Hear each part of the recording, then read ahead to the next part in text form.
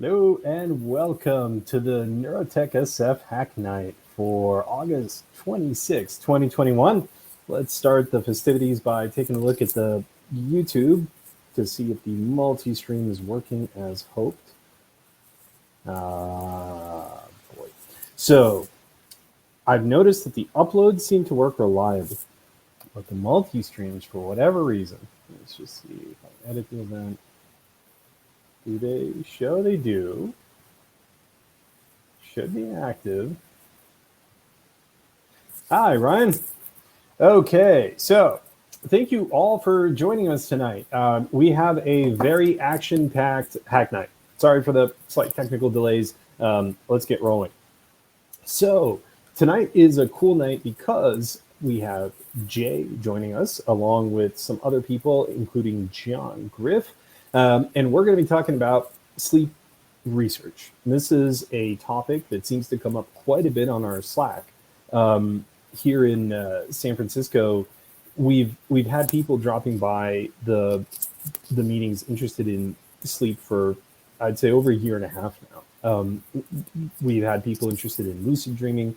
There was a lot of activity that immediately happened after that study was published that you could interact with people during lucid dreaming. So sleep in general seems like it's a very popular topic. On top of that, Interaxon has released the Muse S this year pretty much. And luckily, both Blue Muse and BrainFlow do support the Muse S, which is wonderful because now there's a $400 device that allows you to record 4 electrodes for 8 hours and collect the data normally. And the cool thing about the Interaxon ecosystem is that you can use open source tools like Muse LSL. You can use open source tools like BrainFlow. You can use tools like Blue Muse, which are also open source. This one's a more Windows specific tool. And then you can purchase an application called Mind Monitor. It's available on both the App Store and the Android Store. And you'll be able to connect to a Muse device, stream the data, and also record the data. So that's really cool because now we have a $400 device that allows us to do multi-hour, really interesting recordings. And one of the things that's interesting, let's say, about the Spicy Challenge that we did in May is that now that we have a really high quality EEG, the Neurosity Crown, and we have the data that we collected off of the Muse, we can actually compare the two directly. And it's kind of neat to see that when comparing the two, the signal levels are very, very different, but the nature of what they're showing you isn't that dissimilar. Obviously, the Crown is much clearer, much better contrast, much higher signal levels, but really they tell a very similar story, which is really cool. Hi, Rashi. Thanks for joining us this week as well. So I think that this is going to be a super awesome chat. And the other thing that I was really excited about looking at this week is we've collected now 3 different recordings for the Spicy Data Challenge. Or I personally have using the Crown. And since the Crown is a high quality, precise, reliable, reproducible device, it actually lets us stack the trials together and compare them in a similar way that we might if we were looking at something like P300s or whatever. So I'm very excited to share today that combined plot where we can actually take a look at what those spicy responses look like. And I think you'll find it interesting. I certainly did. It definitely looks pretty clear to me, but I'm certainly interested to hear what you think of it. So why don't we start with the sleep-related stuff? Hopefully John Griff will join us today. And if not, we can still talk about it from sort of a community aspect. So Jay, thank you very much for joining us. And I was going to ask if you're ready to maybe come up and chat with us a little bit about your interest in sleep research. Awesome. Cool. So I'm going to invite you. All right. And Thank you very much for joining us. And oh, that's wonderful, Rashi. And Nathan is also with us in the audience. Nathan works at a sleep research lab, so I can only imagine how he's going to be cringing through this conversation. Nathan, please, if you hear anything that makes your inner scientist sad, please let us know, and we will correct the record as much as possible. Jay, thank you very much for joining us. Yeah, thanks for having me. Beautiful. And welcome to the NeurotechXF Hack Night. It's a super casual, super informal. We love BCI. I've been active in this stuff for a few years here in San Francisco, a lot of in-person meetings, and obviously after the pandemic, moved online. And so I'm super passionate about projects and anything anyone is trying to do, because we have a little bit of a gap in the Slack between like this amazing body of neuroscience knowledge and then the student club initiatives, which is kind of a separate thing. But I feel like, if we can work with people that are interested in projects, interested in BCI, self-collection, have questions, I would love to start these conversations because I'm super excited about what's working, what you'd like to know, and those kinds of things. Yeah. Well, I'll give a very brief sort of history of where I'm coming from and what I'm working on, and maybe we can take it from there. Sure. I mean, I've always had an interest in neuroscience and in consciousness studies, and a big interest in lucid dreaming. From early on, I ended up creating a podcast, the Lucid Dreaming Podcast, aptly named. Oh, wow. And eventually became the moderator of the Lucid Dreaming subreddit. And a few years ago, started basically a company. I mean, it's kind of me plus volunteers at the moment, so I don't want to give the wrong impression, but Paracosm Labs, and the intention was to build a lucid dreaming induction device that makes it essentially effortless or close to it. Wow. Some type of headband that's comfortable to sleep in, that increases significantly, if not almost all but assures a lucid dreaming, and that is complex for many reasons, and we can get into some of where I'm at. Like I've been trying to work to get to the third version of my prototype. Shrink it, add the EEG, REM detection, testing all sorts of modalities, mainly alternating current stimulation and things like that. And it's been a little bit on the back burner, but I've been sort of back into the interest of trying to figure this out, like trying to actually like solve the barrier to entry for people who are trying to lucid dream, because mostly it requires techniques and a lot of kind of cognitive work, writing dream journals, waking yourself up in the middle of the night and all sorts of stuff. So that's the short version. Yeah, let me know if you have any questions. I'm super interested at if you could guesstimate, and I certainly won't hold you to this, what percentage of people do you think successfully complete or get to where they wanted to get with their lucid dreaming versus how many people don't get there? Well, I mean, I think I've seen statistics that at least 50% of most people have had a lucid dream at least once in their life. But I think that people that manage to accomplish them on a regular basis, I mean, it really covers the gamut. But it's hard to estimate. But I think that it is tied to the degree to just what might just be like your neurochemistry and how well you sleep and what your physiology is like. But with let's say a moderate amount of effort, I think most people can achieve a lucid dream on some regular basis, like once a week, once a month. It really varies. And then there's a large chunk of people who will get them like with a lot of effort, like maybe once a year or something like that. And, most people give up at that point. So it's kind of tricky. And so of the people that, let's say, just come to the Reddit and they're hoping to have some increase in lucid dreaming activities, do you think the majority of them are able to successfully move towards that goal and increase the amount of it and whatever? Or do you feel like maybe only a small percentage successfully can manipulate the lucid dreaming, and that I guess I'm just curious, like, Yeah. do you think that people are having success trying their own Yes, methods? absolutely. Okay, Absolutely. beautiful. 100%. Yeah. Okay, It just takes a fair amount of effort. It means, for most people, it means writing down a dream journal regularly, because okay, it increases dream recall, which seems for some reason to be um, kind of a necessary but not sufficient component it's in most interesting. cases.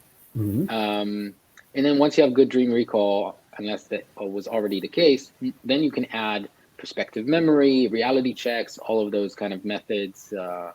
Um, and then there's a whole world of supplements, which I think is mostly a non, Hmm. is mostly, most of it is not more than placebo. Some of it might actually be useful for some people, but it's more rare.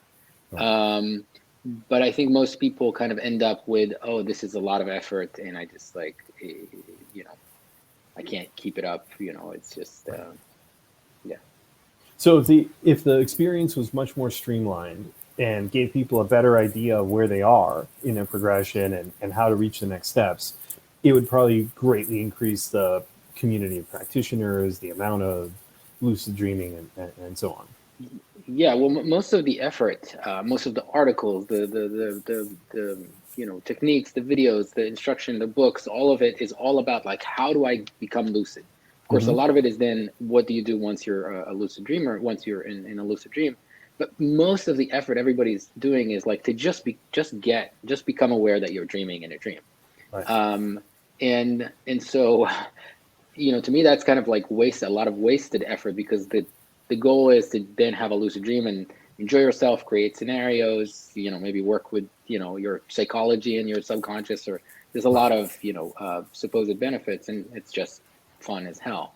Um, but I want to remove the barrier to entry and get people to just be able to lucid dream somewhat reliably. Hmm. And then the rest is, more interesting. Yeah. Cool. And so maybe like a rough idea of an approximate goal is something like take the amount of time needed from 6 months to like 2 months. Does that? Nope. No, No, no, no. no. What, I what's the want what's so what's the right time frame? Yeah, well, it's kind of tricky, because it's hard to imagine, barring some future technology like Neuralink or something like that, to be able to absolutely guarantee every single REM cycle some lucid dream, right? That's just Sure. not going to Right. be the case.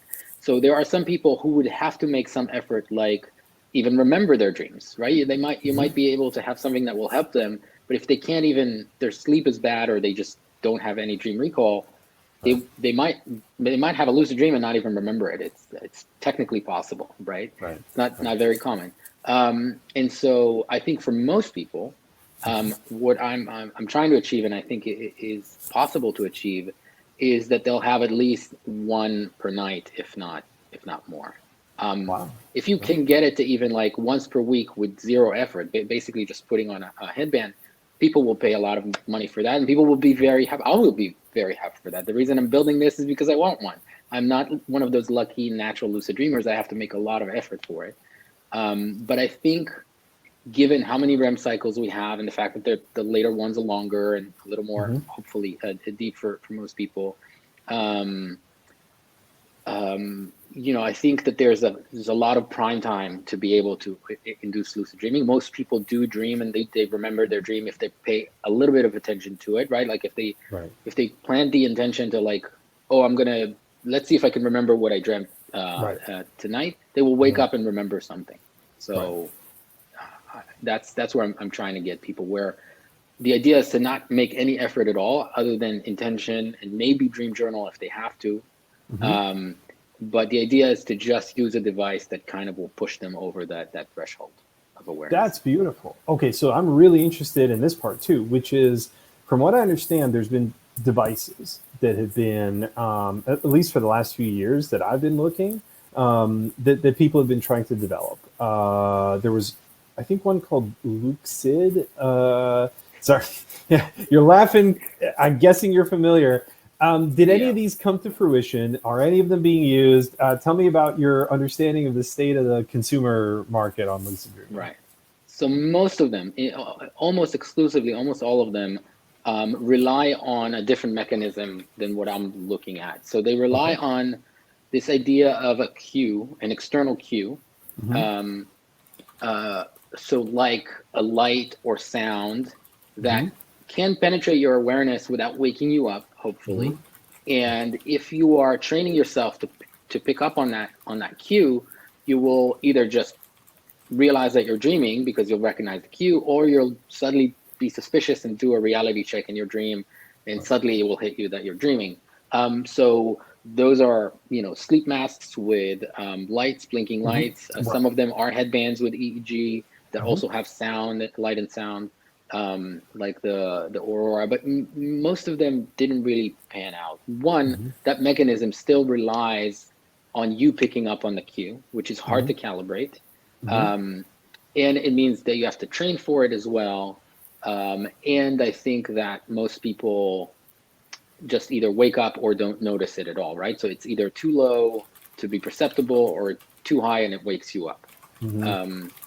But those technically do work, or they can work with some training, but they're just not reliable enough for, to be the common thing.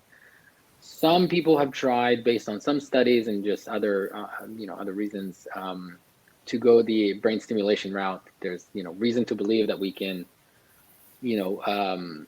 modulate brain waves, or at least nudge them in some direction with alternating current and direct current stimulation.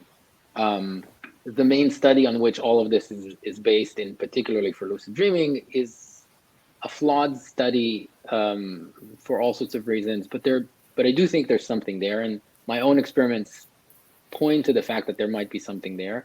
And what is needed is more data, more calibration, more testing, more comfortable devices, right? And this is kind of what has brought me here. And then there is the desire to figure out what other methodologies might work, right? So if we are using external cues, which can work, and in fact, when lucid dreaming studies in the lab use external cues, one, they know exactly when to give them because they look directly at the EEG, and they can test your auditory threshold, for example, and give it like just at the right amount, and then crank it up if you're not picking up on it.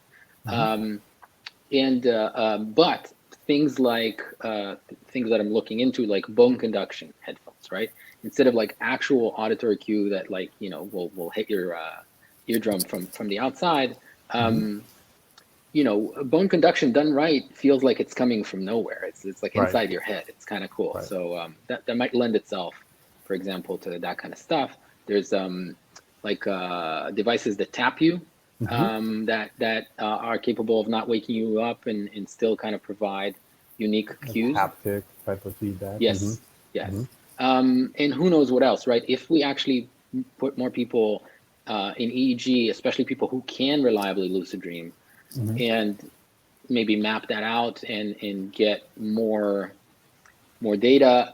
Maybe one, we can analyze that data, but two, maybe we can also run, if we pick up heart rate, respiration, all of that together, including EEG, maybe we can find patterns that we haven't found before and reverse engineer something that would work. That's wonderful. And I just want to mention something Nathan talked about last week, which is he mentioned all the same problems with waking people, whatever. And he mentioned that they were having a lot of success with smells, and that a very distinct smell tends to not have the waking effect that noise does. But it does seem to generate a very specific experience. And I think that they were using like lemony, again, I'm sure Nathan's cringing, but it sounded like smells was what they had the most success with. So maybe that's something to experiment with as well. Yeah, I've heard, and I could have this wrong, so forgive me, that like smells have been useful for triggering either specific dream content or memory consolidation or something like that. I think it has been Nathan tried had a very specific. Sorry, I please go ahead. No, it's okay. I know that it has been tried for lucid dreaming as well. So far, not very successfully, but there's some, like it's an avenue to explore. Of course, I want to go for something that's easier, more reliable. Like, I don't know.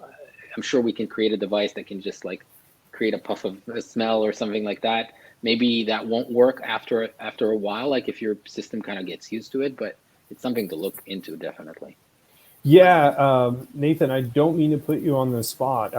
If you would like, we can have you hop on and mention a few things about stimuli and how the smell in particular. Or if you like, we can wait until. All right, Nathan, we're inviting you up.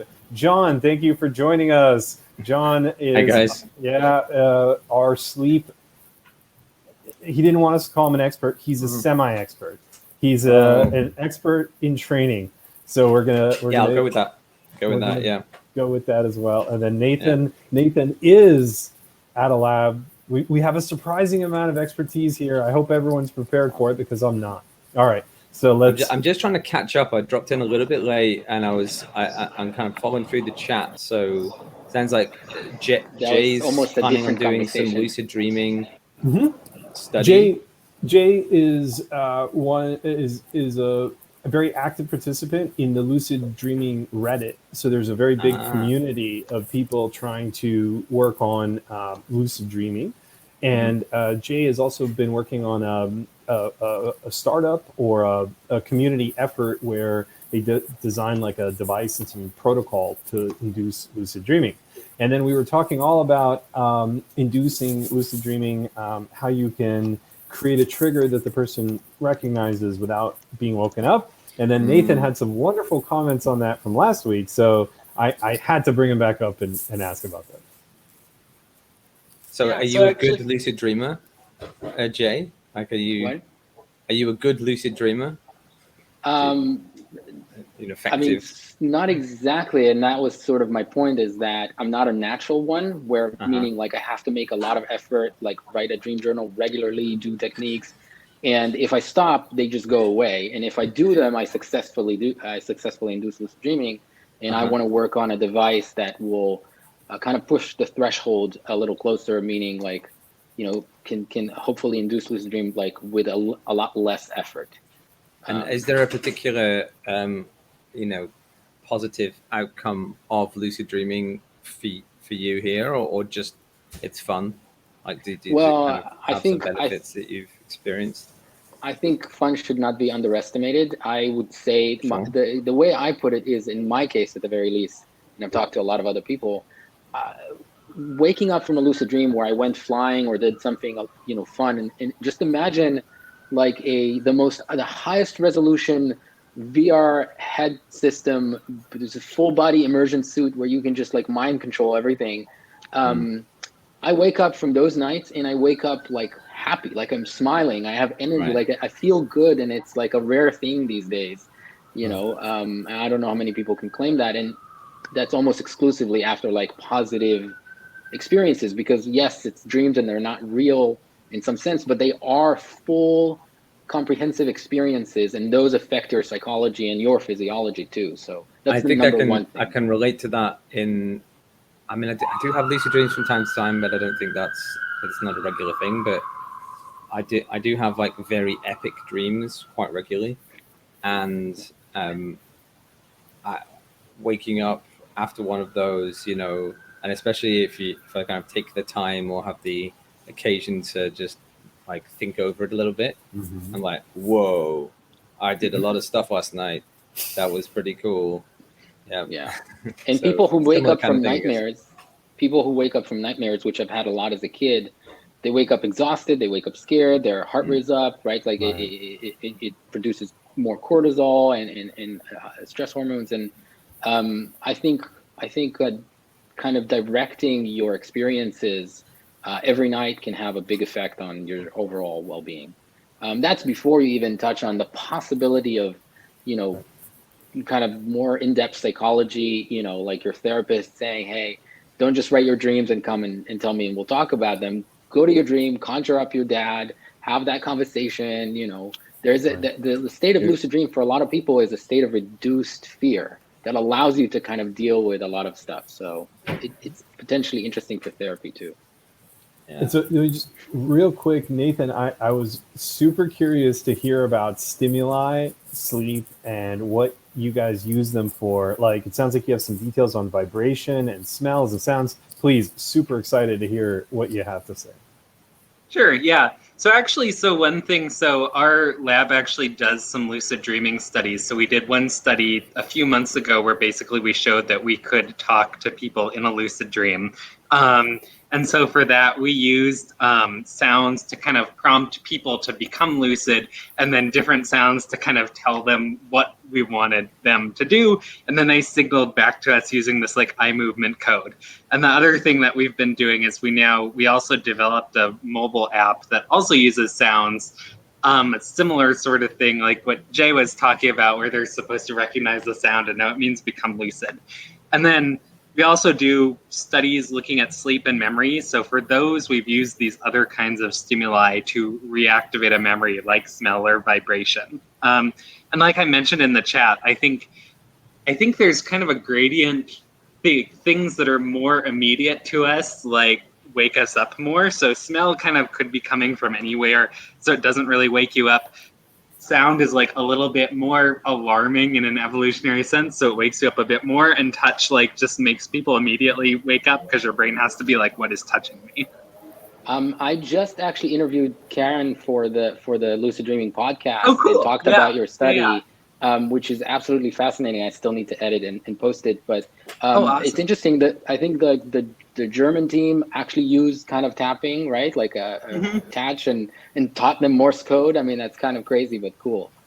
Amazing. Yeah, like they used finger tapping to kind of get the message out from the people, right? Yeah. That's amazing. That's cool. Yeah.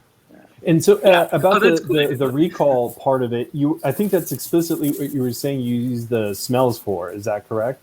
To induce dream recall? Yeah, so we actually use the smells to induce memory replay when people are asleep. And that's a little bit different because people are usually not at all aware that we're doing it. Okay. So I think for lucid, Please. I think for lucid dreaming, I think that's the interesting thing about lucid dreaming is that it's helpful to like wake people up a little bit sometimes, especially kind of like sleep fragmentation where you're waking up and going back to bed sometimes helps people have lucid dreams. So that's a little bit different from our memory research where we want to not wake people up. Right. Yeah. I mean, it's one of the common techniques. You want to promote waking people up.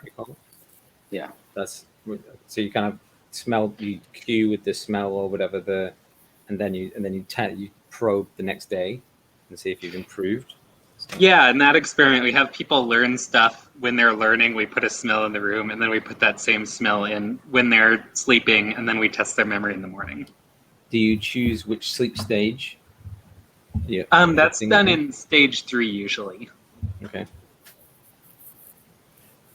Super simple question. When I Googled sleep stages before this call, some places said 4, some places said 5. How many do you folks believe in? Well, it's one of the two. Okay, we have a subset, a superset. What are the two systems now? It's like Rechtschaffen and Coles, is it? And then the other one is... I can't remember the name. AASM. Right. Yeah.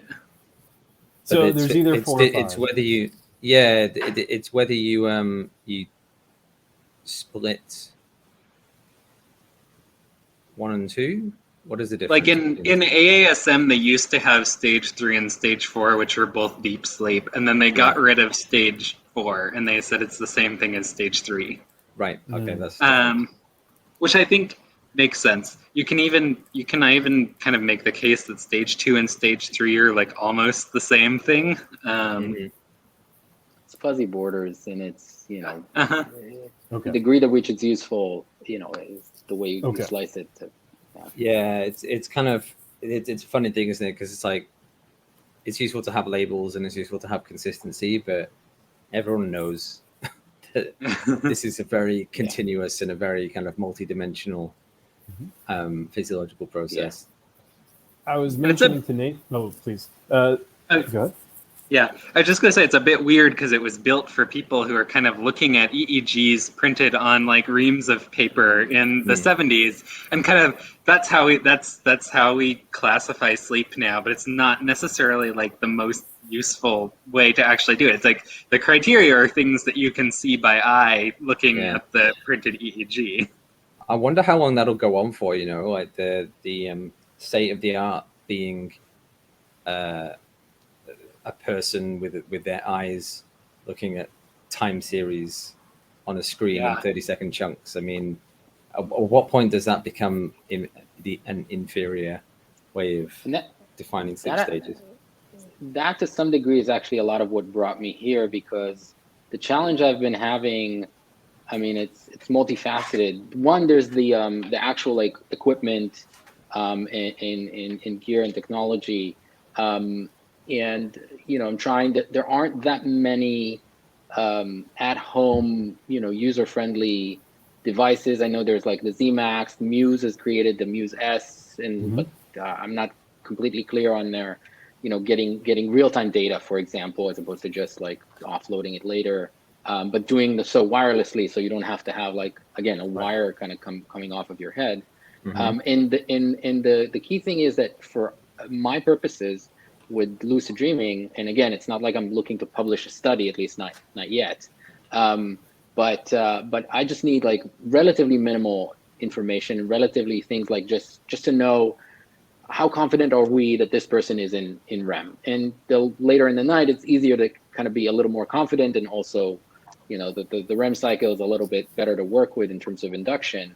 And so I don't need a lot, right? And so, and then the other part of this is, when I look at something like OpenBCI, yes, it was made to be a little more user-friendly, but more user-friendly for developers, right? And even I don't know if they made another one since, but the size of it and the shape of it was not made for sleep. It's this octagon kind of thing that, you can't, it wasn't meant to be placed on your head while you're tossing and turning.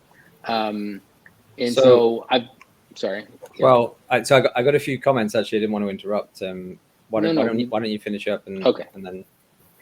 So I've been looking for solutions in terms of, is there something off the shelf like the Muse that is useful for the development or kind of research phase, testing phase, just getting some data, or testing out like stimulation methodologies by getting some kind of live component, saying, oh, we have an algorithm to detect REM. Nobody has to look at the graph, and now we can make a sound, show a light, or apply, alternating current simulation, whatever it is.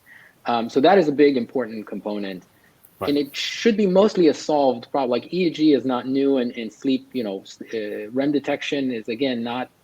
There's ways to do this with confidence, let alone if you add heart rate, some other muscle, muscle twitches, eye movement, whatever. And the other component, the other part of it is like, yes, I can program. I'm not a great programmer. I understand some of that stuff, but there's a reason that even for my app development, I've moved to no code platforms, right? Like I'm looking for the people who create more useful tools that empower everybody, not just developers and people who are really good with code and data and that kind of stuff. I want user-friendly tools to do these kinds of things, and that's where I've been, trying to understand when people send me something like, when I'm looking at the Muse, but they don't have a friendly API to work with directly, and they say, oh, use this or BrainFlow, and you have to use this code and that thing, and I'm like, I get a little dizzy, and so that's why I'm here, basically. Well, yeah. So I guess the question is, so there were two main things, right? One is if you're specifically after REM, then I haven't kind of verified this, but I suspect that the Muse might be kind of good for that because it has the frontal channels. So not all low channel count devices have, the frontally located ones. Some of them have, the back or the center or whatever. The Muse one is like two there. And if you're looking, I kind of assume, or I'm guessing that if if you want something that is running in real time that is kind of classifying REM, then eye movements is going to be a useful part of that, and those frontal channels would be better for getting eye movements than an occipital channel, right? So that's kind of an initial thought. But yeah, I mean, definitely real-time data, you can get it from Muse, like real-time algorithms, you can set it up. Obviously the form factor is really great. I don't know about what you were saying about kind of no code options. Like I think for something real-time and with the classification, just something user-friendly. Yeah. Yeah, I mean, so that's kind of I guess that's a continuum as well. But I definitely, I think what you described sounds doable. It depends on the classification. Here's an example, like how well that works. Right. So that sounds very doable. Exactly. So here's an example. If I get the Muse and just get raw data, I will not know what to do with it, right?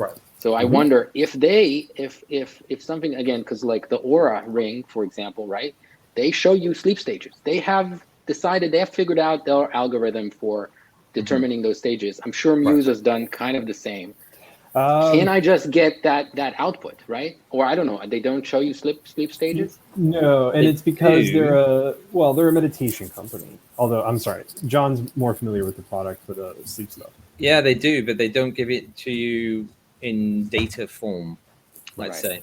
So on the app, if you look on the app, it'll give you a sleep stage. It'll give you the same thing, a hypnogram, same as you know what a hypnogram is, right?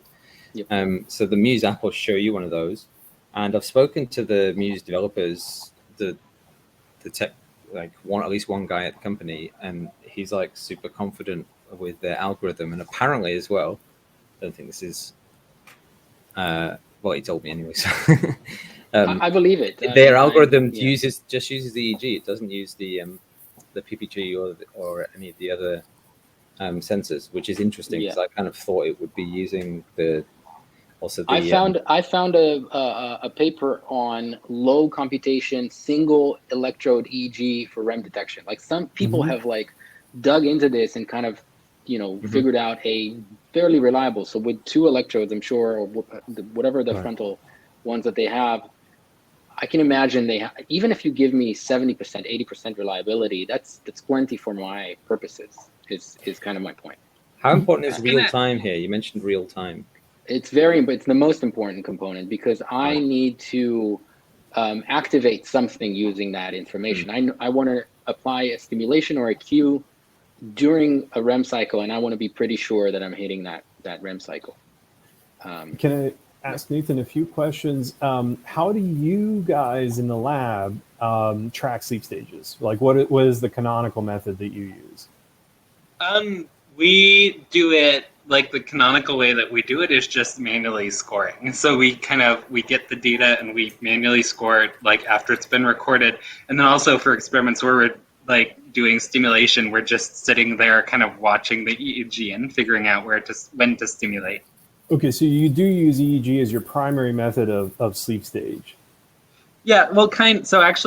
So because of COVID, we were like, can we move some of these out of the sleep lab? So actually right now, we do most of our experiments in the sleep lab, but we're testing a system that can tell when people are in stage 3 sleep from heart rate and accelerometer signals. So we're also testing a device that people can just kind of wear to bed in their own homes and doing an experiment with that.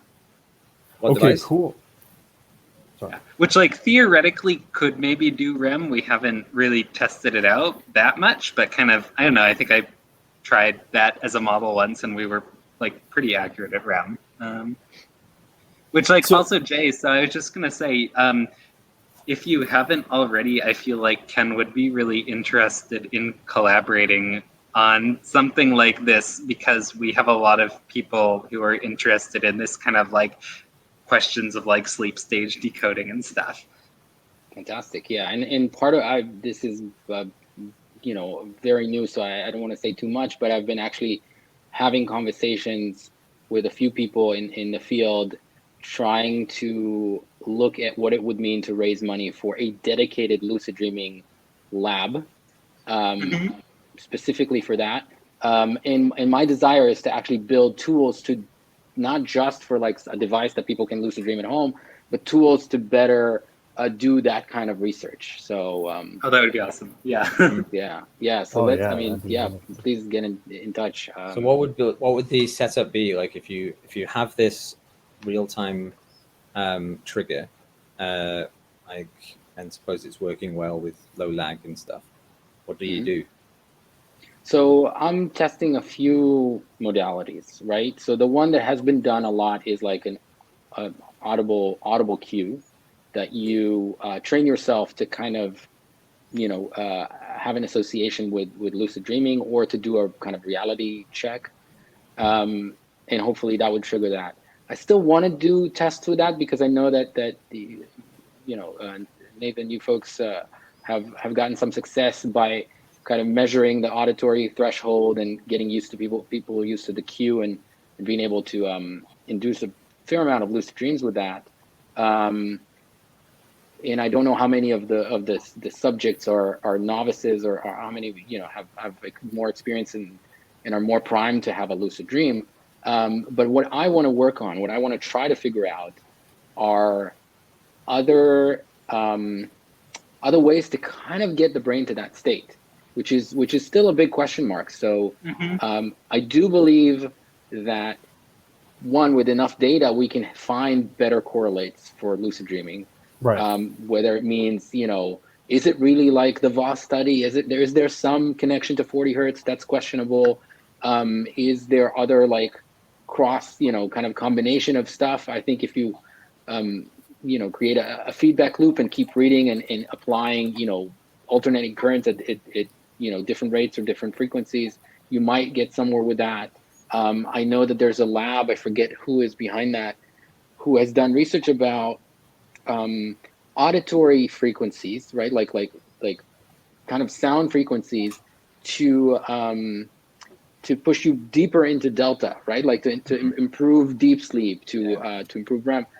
There are a lot of like things to test, and part of what I'm looking at, actually, by the way, is people on the neuroscience side that can help us come up with what should we look into, what might be the reverse engineered method for lucidity. Right. I've, successfully, perhaps accidentally induced, states like that to me happen only after lucid dreams, like false awakenings. That's just a rare occurrence that happens, for me at least, almost only after lucid dreams, right? Wow. And this is without a REM detection. This is just brain stimulation, F3 and F4, just kind of zapping myself at frequencies on a timer, just a clever timer. Right. And there's just a lot that I want to like test, and I'm not sure. Like, and I'm also like looking for other. I mentioned bone conduction headphones, right? I think that you can create like kind of sound that seems like it's coming from inside your head, and not trigger the same cue of physiological response of like sound coming from the outside. That's another thing I want to look at. So I want to have the ability to know that I'm applying some kind of cue or stimulation at the right time. Once that is solved for me, then I can test a bunch of methodologies and systems, perhaps. Awesome. Yeah, that's the goal. So that's, and if I have a good EG, comfortable EG device that is affordable, whether it's custom or off the shelf, I have access to a lot of lucid dreamers that can reliably lucid dream. Through the podcast, I can talk to people. I moderate the subreddit and all that stuff. And I want to give people devices and just record data, right? Just start having more data, because we don't have all that much. Right. Do you want to avoid making your own hardware, or? So I want to avoid making my own hardware to start, to create proof of concepts, to validate a hypothesis that, oh yes, alternating current at 40 hertz could, with some some setup, induce lucidity, or actually do it enough and realize, no, that doesn't actually work. The 25 hertz does do something, or direct current, or tapping on your temples. I don't know, right? So that's what Have you been doing a lot of TACS? So you keep mentioning current. Like, is that something you've done before? Not a lot. That's my prototype. That's what it uses, and it's basically just a small. The original one was way too big, but like a small chipset that provides a stimulation at a particular frequency, ramping up slowly, and yeah, I've been testing with that. But it's very clunky, and it's still like wires and stuff, and I've not been able to. I need to find a new engineer to try to create like the next version. Again, unless I can get an EEG setup, existing EEG setup, and connect it to what I already have, just for like when to cue the stimulation, and I can still program the thing for different frequencies or different amplitude or something like that. Yeah. So, question for Nathan.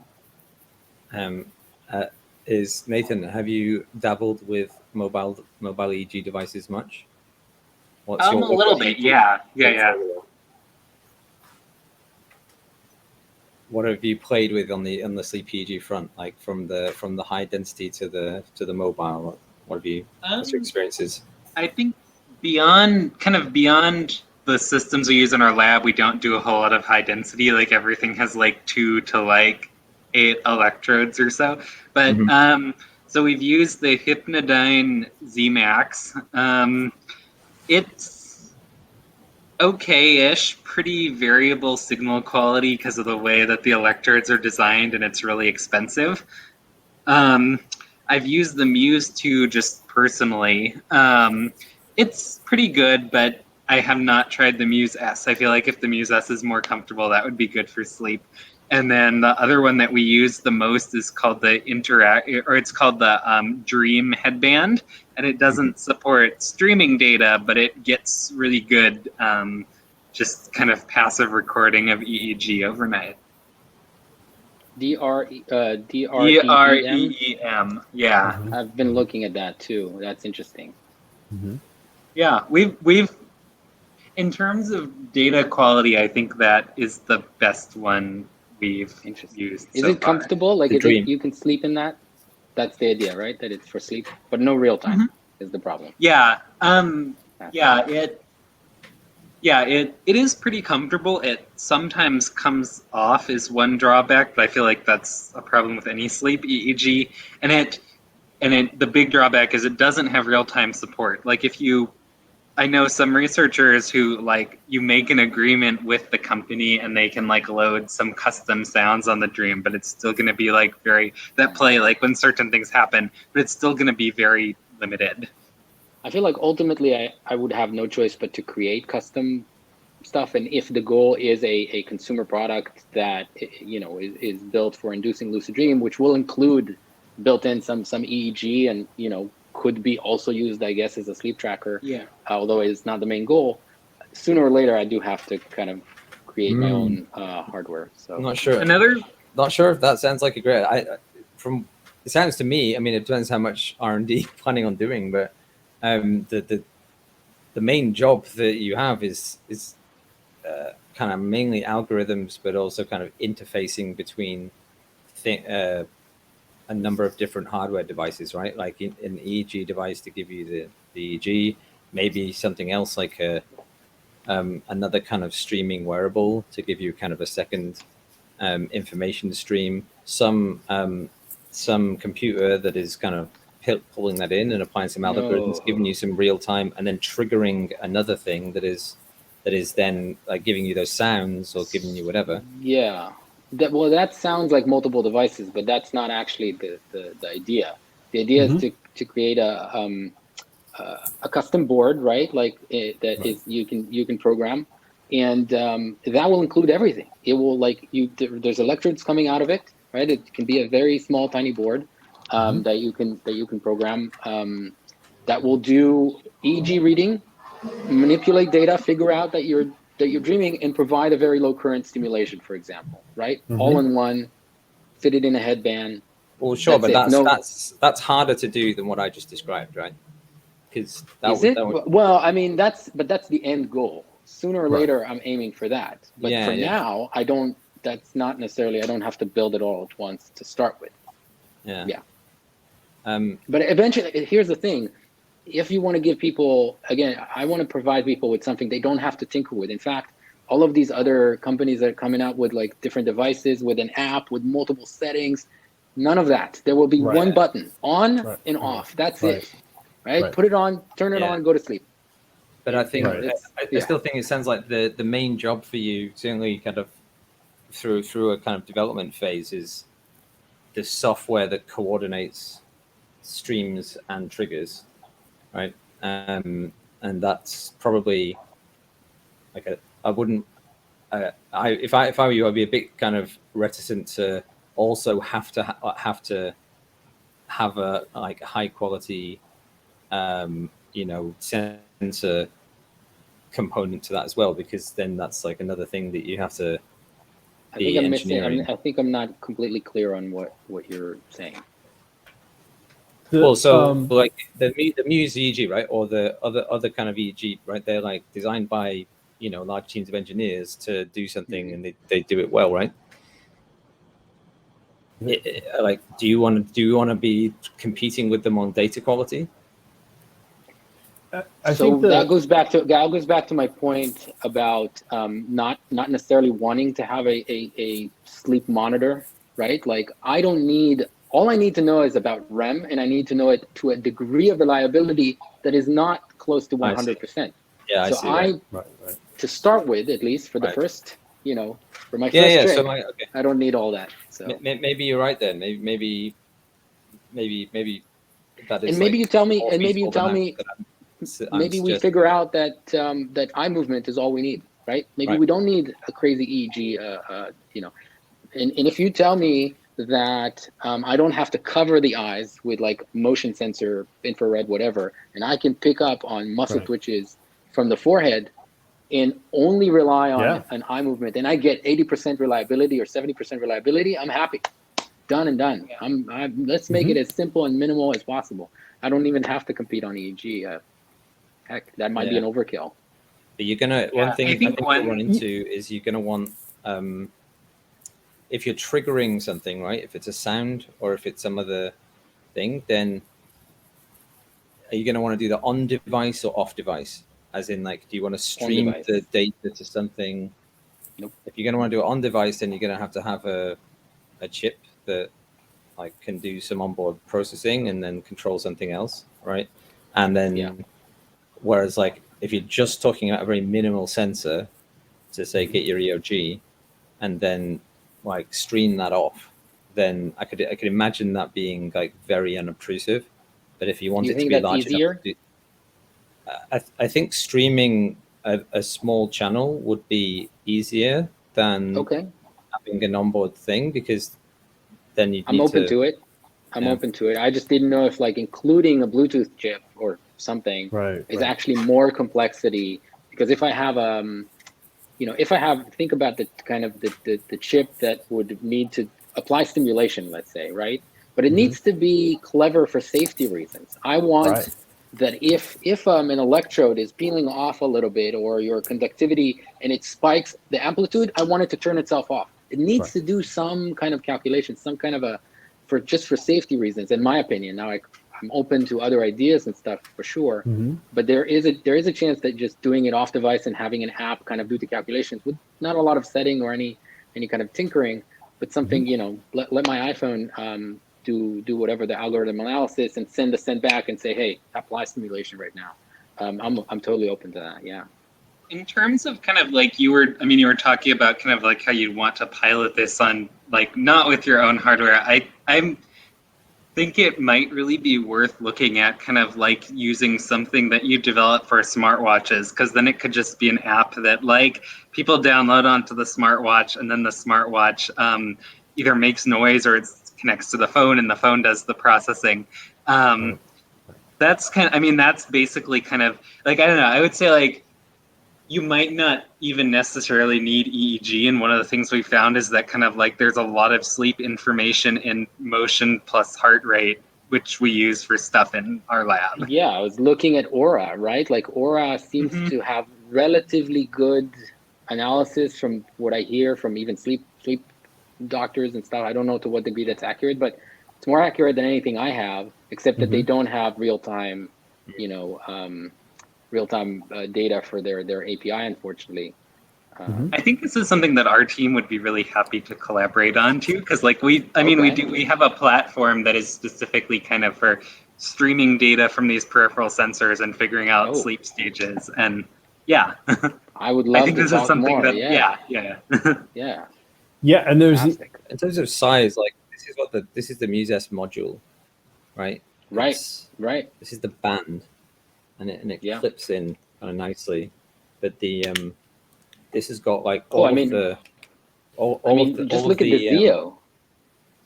Well, the Zeo, have you seen the Zeo? Like ahead of its time. It was like years ago, and it was tiny. It's just like nothing, and it was doing wireless, and it had an app, and it was just amazing. I couldn't believe it. The Interaxon devices were designed a few years ago, and so they use a fairly open specification for their Bluetooth packets. And so as a result, the community since pretty much 2016 has been able to get full access to the Interaxon data. So like the reason that the Muse is so popular is not necessarily that there's anything like, earth shattering about their hardware, but you can stream real-time data in many different ways. So if you want to do open source on any platform, Muse LSL with a $15 dongle will allow you, like on a Mac, on anything you want, to stream real time. And if you have code running like Python or anything like that, you can match. So when you say a dongle, you mean like something that just plugs into the computer to pick up the Bluetooth? Yeah. Oh, okay. So I thought people were saying you have to hook up a dongle to the band and a wire out of it. Oh, that's amazing. Okay. No, it's a $12. A $12 receiver you plug into your PC. Okay, then. All right. You might not even need that, but you might. That's only if you're on Mac. That's only if you're on Mac that you need, or if you want to use BrainFlow. Those are the two scenarios that you need to buy that dongle. But if you do buy that dongle, you can use a Muse on any Mac device or Windows device with it. Does something like BrainFlow give me more ease of use or is it I just get raw data and I have to figure it out? Just get raw data. The reason, like literally our whole Hack Night series is I've got raw data. What the hell do I do with it? That is literally why we spend hours. So yeah, that is the stumbling block, right? Is getting there. The pipeline though, if you've got a lab, really all you need is some classifier. Parsing EEG data real time into a Fourier decomposition, pulling out the band information and having a threshold or a classifier that determines what state you're in, that's not difficult. Pretty much any EEG project is that, right? So like in a weird way, your project is fantastic because I would say 70% of BCI projects are literally what you're describing, which is I want to recognize some state. I want to recognize a target state. I want to apply a stimulus, and I want to know if my stimulus took them from the preceding state to the target state that I want to put them into. I mean, that is pretty much every EEG neuroscience project, Yeah, you should have a very reliable trigger or a very reliable signal for this particular thing that you're interested in, i.e. like the REM. Well, that's what I'm testing is like what in terms of induction, I'm trying to test what works the best, and to do that, I want to know when is the right time reliably to test it. And so my suggestion on how I would start prototyping this, and this is totally up to you whether you go a completely different route, right? This is just one suggestion for how I would start based on what I've done over the past few years. I would get a Muse S for $400, the device that John has, because it's good for 8 hours. It has 4 electrodes, and the 4 electrodes will show you 2 different behaviors. The front electrodes will give you one set of signals, and the rear electrodes will give you another set of signals. That's kind of good because it helps you, instead of being identical, you can start to get a sense of like which of these helps me classify better, more accurately. And yes, you're going to have the raw data, right? It's going to be sitting in a static file going, geez, what do I do with this? I'm happy to help you process that data into some useful way to quantify and compare that. That's what we've been doing since May as part of like our spicy challenge analysis, right? Where we're measuring the EEG response to eating a bunch of cayenne pepper. And it's really clear, by the way. It's ridiculous how, if you stick around, you're going to see some data. I couldn't believe how good it was, but it's for real. So in that same sense, also, right? to kind of add to that is we can talk about classification. So literally, we are working on other student Taha, who I don't know if he's here, but I'll bring him in at some point. And he's working on sleep stage classification for Muses recorded data. So we've been looking at kind of open source algorithm options.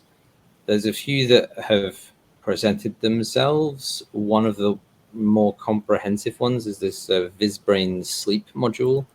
I don't know if Nathan, that rings a bell to you. Have you seen this?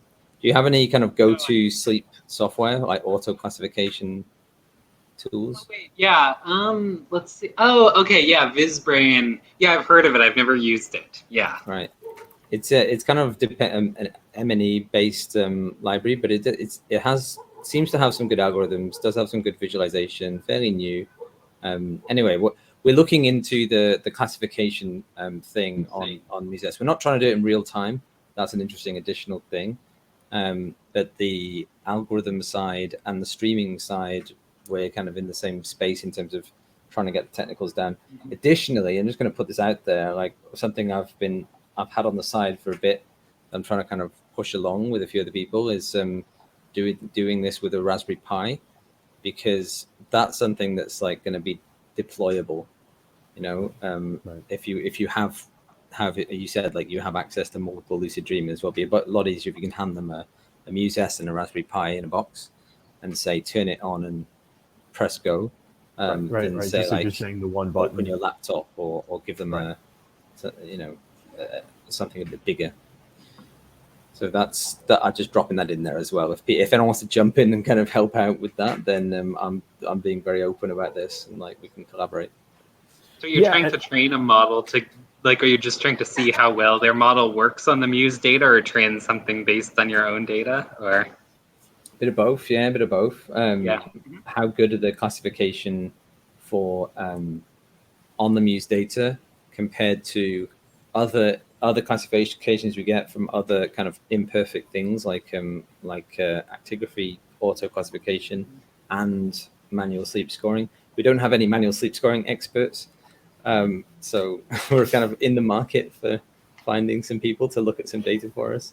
I do want to ask both of you, because you seem very familiar with manual sleep scoring, but as a person outside the field, I sure as heck don't know what that is. So would someone please be very kind enough to explain how we manually score sleep?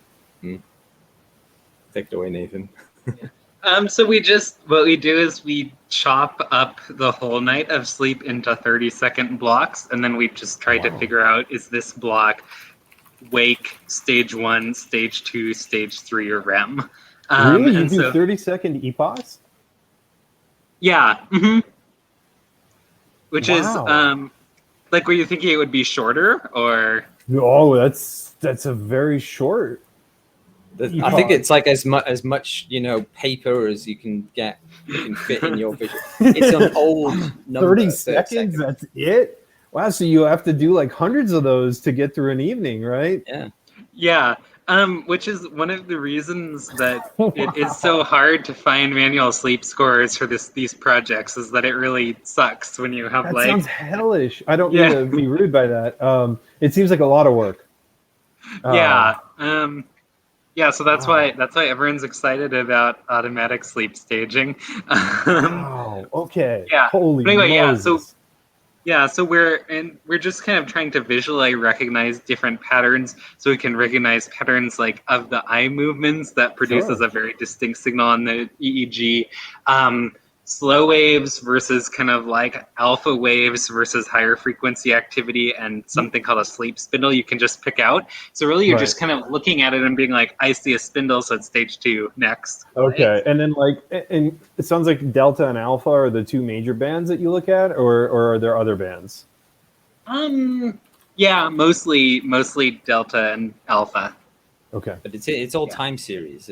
There's like Yeah. there's time series, particular squiggles that people Right. like. So like if you Right, want to know, yeah, like, you learn the onset of the yeah. There's a the shape K complexes and stuff. Yeah. Right. So like if you want to know, like, okay, is the alpha there? You actually kind of look at a second of data and you're like, okay, there's 10 cycles in a second, so that's alpha. Right. Yeah. Yeah, absolutely.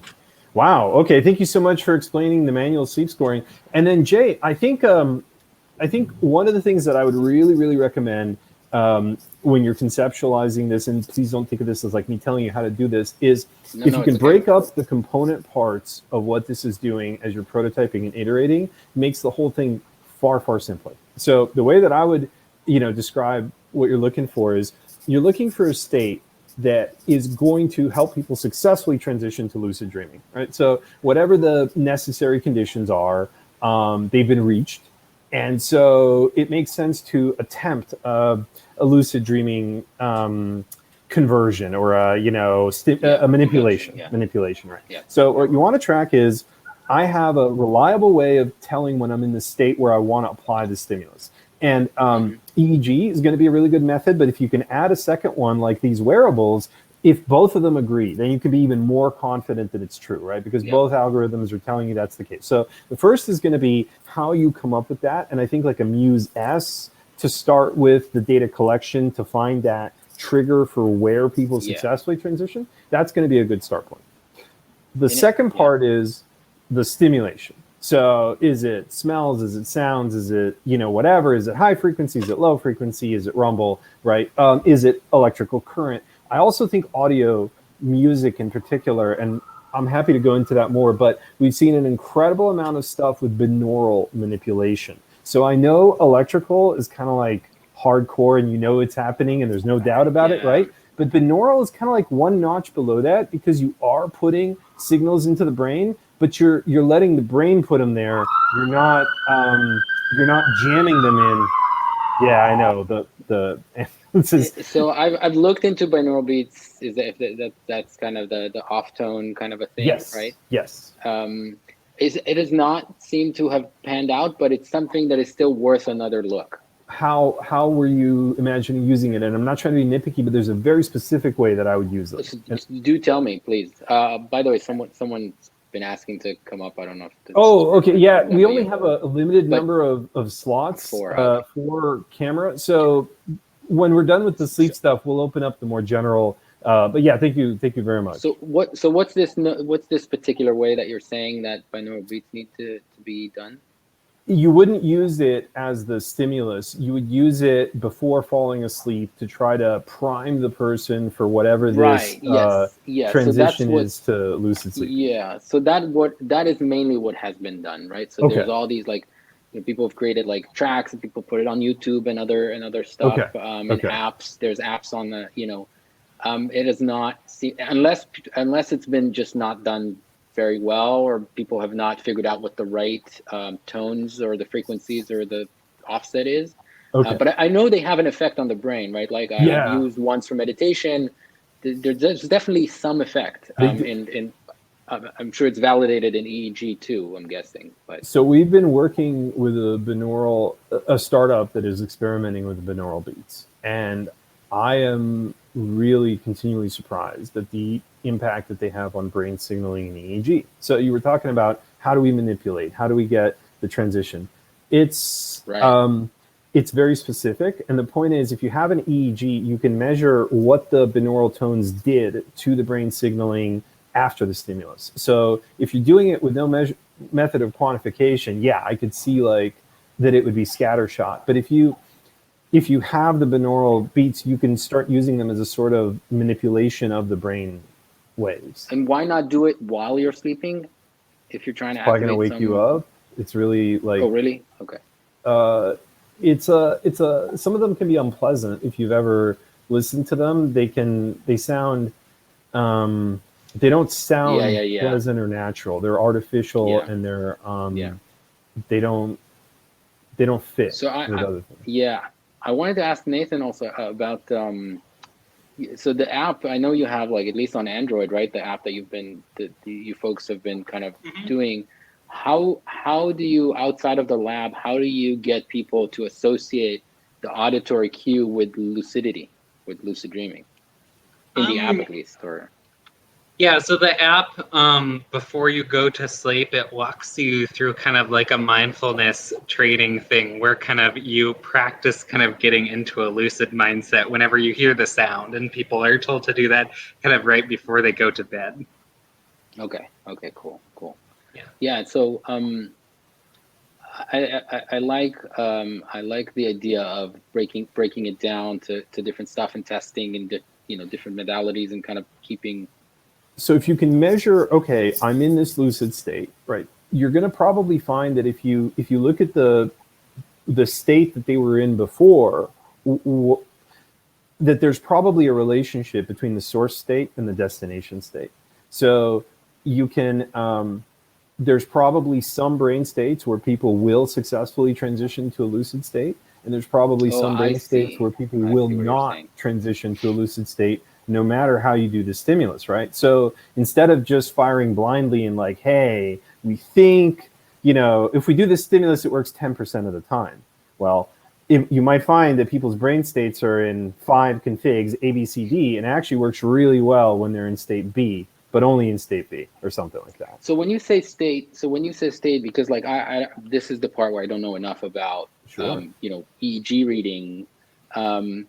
Let's say you're in REM, like how varied is that, and how many of those, like, the way it looks across the brain waves, can you say this is a state, this is a different state? I mean, is it?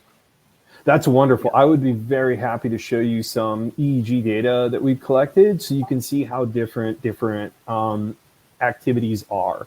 EEG tends to be very, very, very task and stimulus driven. So if you're doing nothing, it usually looks pretty similar, however you're doing nothing. But if you're watching TV, that's going to be different than having a conversation, and that's going to be different than reading a book, et cetera. From what I understand, and this is an interesting idea about the state before they become lucid. That is very interesting to me. From what I understand, and Nathan, correct me if I'm wrong, no one has found a very clear and direct correlation of the state of lucidity with lucid, like looking at the brain through EEG and saying, oh yeah, they're lucid, we can tell because of X, Y, and Z, which is something that I want to look for. But we honestly have never really had enough subjects to do that well, is the problem, and enough people specifically who have a lucid dream in the lab.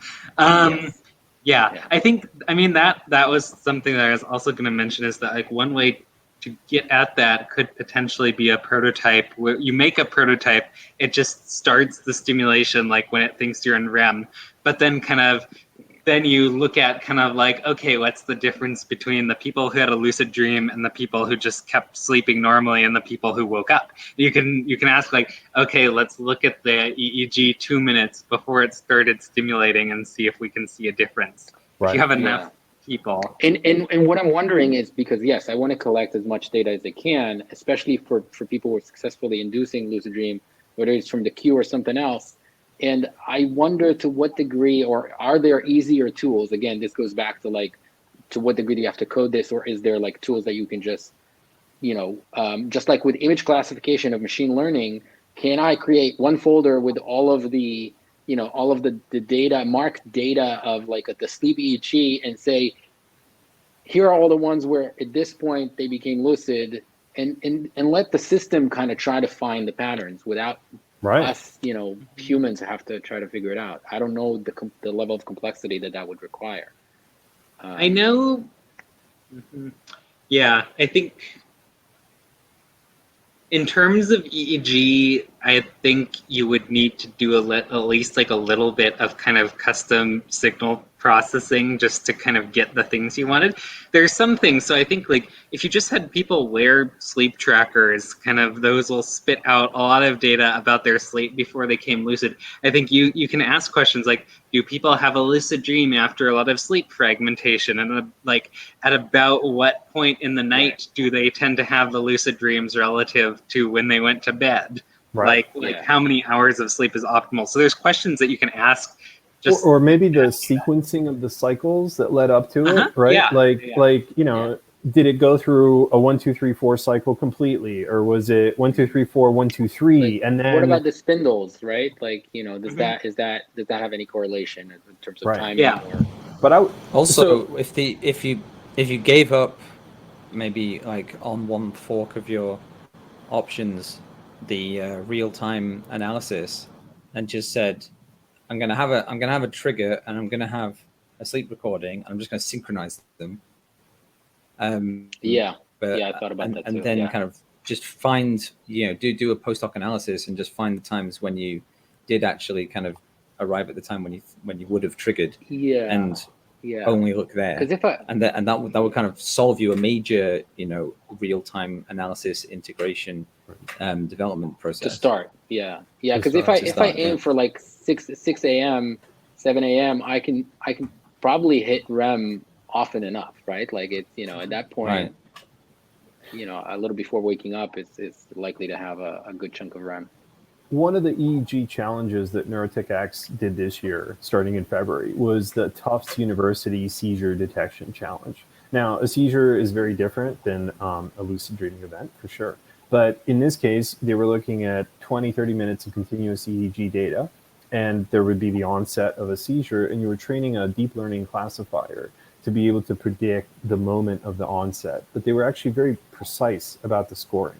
Like they didn't want it to guess that you were having it when you weren't. You know, it wanted it as accurately as possible to detect the moment the seizure actually began and then ended. They were able to get like 98% accuracy on a very large seizure detection data set. Maybe seizures are more specific events than lucid dreaming, but the idea of using EEG, training a neural network classifier that figures out the features for you so that you don't have to do it, is being done all over the place. And I would imagine, yeah.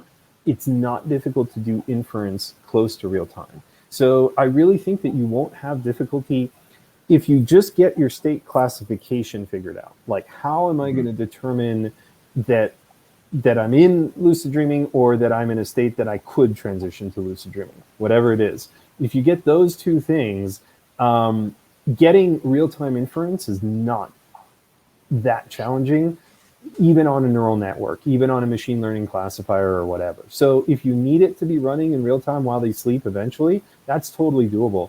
And you can start with, you know, just training on the conditions, getting the labels accurate, and then inserting your stimulus at the time that you think will be appropriate. Right.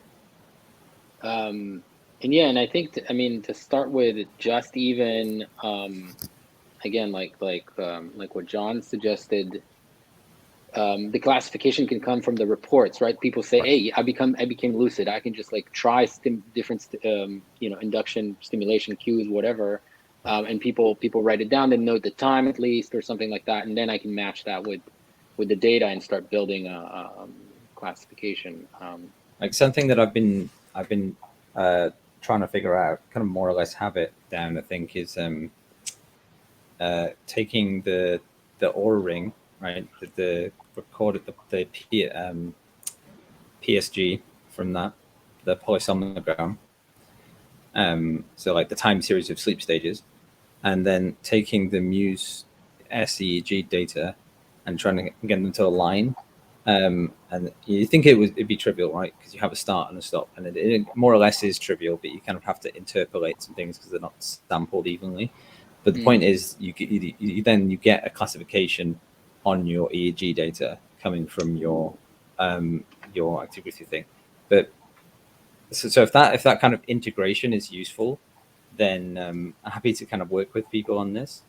What you get with the Aura is you get these slices, you know, so it's not real time, but you get, I think they're about half an hour or so, and you get them as a little kind of string of characters, like 0, 1, 2, 3, 1, 2, 1, 0, 1, 2, 3. And so the actual kind of, report or the CSV file, if you download it for a night, is kind of a string, 30 character little list basically. But each of those, so the thing that wasn't super clear, still isn't super clear to me, but I kind of got somewhere with figuring this out, is whether they're consistently sized blocks. But in any case, if as I was saying, if you can, if it would be interesting to you, it'd be kind of like very low resolution, but to kind of start a timer and say, I'm going to just have some cues appear various times during the night, and then kind of track it post hoc, but kind of synchronize your timer to your Oura Ring. Then Oura Ring is like super unobtrusive, right? It's like no one is going to be offended by wearing that. But so it just depends if those blocks are kind of small enough for you, because I think they're about 30 minutes each, which is quite coarse. But maybe someone's in REM for 30 minutes. I think you could be in REM for 30 minutes. That will be an really easy way of doing this. Like that, I could imagine kind of the only thing you need to figure out, assuming you already have the device for kind of triggering an auditory cue, for example, is how to kind of synchronize the start times. And I can imagine you could figure that out in a day. Right. Cool. Yeah, that's interesting. But then just a simple, dumb version of what you're trying to do. And I do think that it sounds like having some kind of data set where there's a generally agreed upon set of criteria for classifying sleep stages from EEG. Like, if we can provide that, not necessarily that we do this whole thing and put it together, but like if we can just come up with a framework where people have some reference to look at, I can't imagine that this will be the first or the last time people want to look at EEG data and try to understand how they would classify sleep from it. You know what I mean? Exactly. Like, we could save people months of re-implementing this if we could sort of put it out there somehow. Yeah. I want to post a link that first of all, Nathan, I'm dropping my email in here in the chat. Oh, cool. Please reach out to me, or anybody else who's interested in following up on this. Cool, thank you. Oh, beautiful. Yeah, Jay, I'll probably reach out to you as well. Yeah. I've been really interested in this project. We had the lucid dreaming. We'd also been looking at some people that were trying to do hypnosis. I'm just super interested in any community practitioners that are trying to do EEG data practice. I think that's super awesome. Yeah, same. Yeah. Like as I said, we're doing some stuff with the classification on the Muse, but it's all like open research stuff, no kind of IP or anything. So I'm very keen to be kind of doing this in a community kind of setting, and specifically we've been focusing on Muse S, but potentially on the streaming side we could do Muse S with like a Muse LSL stream, and I said the Raspberry Pi is like an interesting thing. But on the algorithm side, VisPi Sleep is kind of the current thing that we're evaluating their options, but we're trying to understand that space as well. So anything that people want to talk about on the algorithm classification side, on the hardware streaming side, on stitching those two things together, definitely interested in working together. Awesome. That's really great. I'm really interested in that. The ability to classify a state and say, we're in this, we want to apply a stimulation, that seems pretty consistent with all of the EEG projects. And so I think it's super interesting. Lucid dreaming is a very big topic. There was a gentleman, Link, if you end up watching, I'm going to ping him on Messenger. Hi, Link. Link wanted to do a lucid dreaming thing because of the changes that he had experienced. He found it life-changing to be able to lucid dream, and that I think he'd had something like a decade of major depression and is able to like live normally now because of the lucid dreaming. So the benefits are not that minor in the sense of like, if it really works for you, I think it can be profoundly profoundly significant. And so it would be wonderful to get a quantification on, can we find these conditions of someone lucid dreaming? And if we can get that, I think we can work backwards on all the other stuff. And I'd be super, super happy to just sort of, one last thing. I wanted to mention this. Without anything else, if you have a Muse S and that app on your iOS phone, you can stream and record your sleep data raw the whole night. So no code, no programming, no nothing. It's like a $20 app. Yes. It's a very, very easy way to start if you want to experiment. And I can just offload it as files from the phone, Yes, you get them as a zipped CSV, and you can send them to Google Drive, or you can email them to yourself, or you can store them on the phone device and then pull them off later. Yeah, awesome, fantastic. Yeah. I'm trying to think if there was anything else. Gotta go start on dinner, but actually like fantastic. I'm getting a little more optimistic again, so that's good. It's been a long journey, but I think what I'll do is I'll order the Muse, I'll start getting data, I'll look at BrainFlow, and then perhaps reach out again or come back, and I'll probably like jump on the next, if it's a weekly event, I definitely want to hear more and see what other people are doing, and just try to make some progress on this. This is fantastic. Let's have a conversation on the Slack. That's the place to move forward. Yeah. I'm glad I got back to being active there. Yeah, awesome. That was great. That was so great that you posted. Thank you so much for joining us, Jay. Would love to follow up on that. Would love to show you some of the EEG data stuff. So yes, please, whenever you feel ready to resume, come back, and we would love to dig into it some more. And thank you so much for presenting your interest and your huge help. Thank you so much. Thank you. Yeah, my pleasure, and thank you again. I'll throw some of my links in the chat here if anyone's interested in the podcast or something like that. So yeah. Beautiful. And then I just have a quick question for John and Nathan, because I think so many people are interested. I would love to know about the nature of your sleep research. So is it mainly to do with sleep quality, sleep interruptions, helping people quantify it, whatever? I'm just super interested in like what are the areas of research currently? After you, Nathan. Yeah. So generally, we're interested in sleep for cognitive enhancement. So that is what we do. So kind of a lot of our research traditionally has been this idea of kind of, can you enhance learning and memory by using sensory stimuli to reactivate memory during sleep? And then we've done a little bit with the kind of like looking at kind of like using sounds to actually drive certain oscillations while people are asleep and maybe helping them sleep in a more restorative way. And then this lucid dreaming stuff is newer because we got a new grad student who really wanted to do that. Yeah, but we actually started off as a memory lab. So we're really kind of a cognitive enhancement lab that got into sleep because we discovered this thing about sleep reactivation. That is really, really cool. Thanks. And I'm roughly how many people, in no way am I trying to, whatever, just like a few hundred or a few dozen, how many people have you had a chance to inspect or have a sense of their data so far? In terms of lucid dreaming, or yeah, maybe just in the lab we've run, I'd say a handful. I think about like 15 or so. Okay. Those are people we kind of screen for people who are really good lucid dreamers. Okay.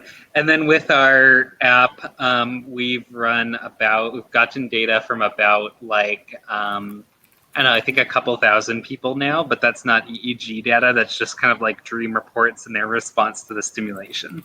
Okay, so this is exactly what I was hoping to get, because I think people just never have like a quantification of how many hours does a lab collect. So 15 people, do they do like 8 hours of sleep roughly? Yeah. Yep. Okay. Beautiful. And how much prep work is involved? This is just something that fascinates me. Like, do you talk to them for a few days before they come in, or like how does the onboarding process work for a study? Yeah, so for these studies, we like went to lucid dreaming groups in Chicago and like tried very hard to recruit these specific lucid dreaming participants. And then each of these participants comes to the lab like multiple times, like as often as we can get them. So that's not a typical sleep study, but it's because we want these really good lucid dreamers, and we want basically we want to see what we have them kind of now do tasks in their dreams and tell us what they're doing and stuff. Okay, how often? Like, we're talking once a week maximum? What's the most often you would feel comfortable having someone come in? Sorry. I think people usually come in like once a month or so. Once a month. Yeah, Okay. yeah. Once a month. And when they show up to the lab, sorry, these kinds of logistics are very fascinating to me. You know, like what time of day do they show up? How long do they spend getting into the cap and verifying the signal and those kinds of things, you know? Yeah, I think usually they, like the lab capping process takes, I think, about like 40 minutes to kind of get all the sensors on and tested. So usually they'll come in the evening or at night, like around like I think like 10 or 11 at night.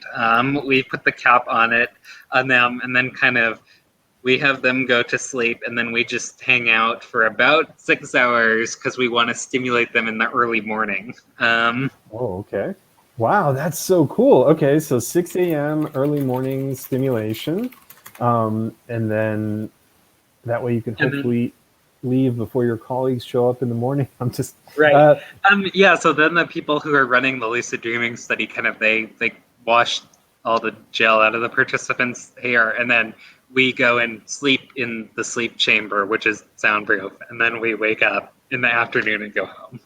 Wow. Okay, so that is really cool. You have a soundproof sleep chamber to help so that you can actually rest because there's all these ambient noises in the normal environment. Yeah. I mean, normally it's for participants to sleep in, not for us. But but it's not being used during the middle of the day, so that's perfect. Okay, fascinating.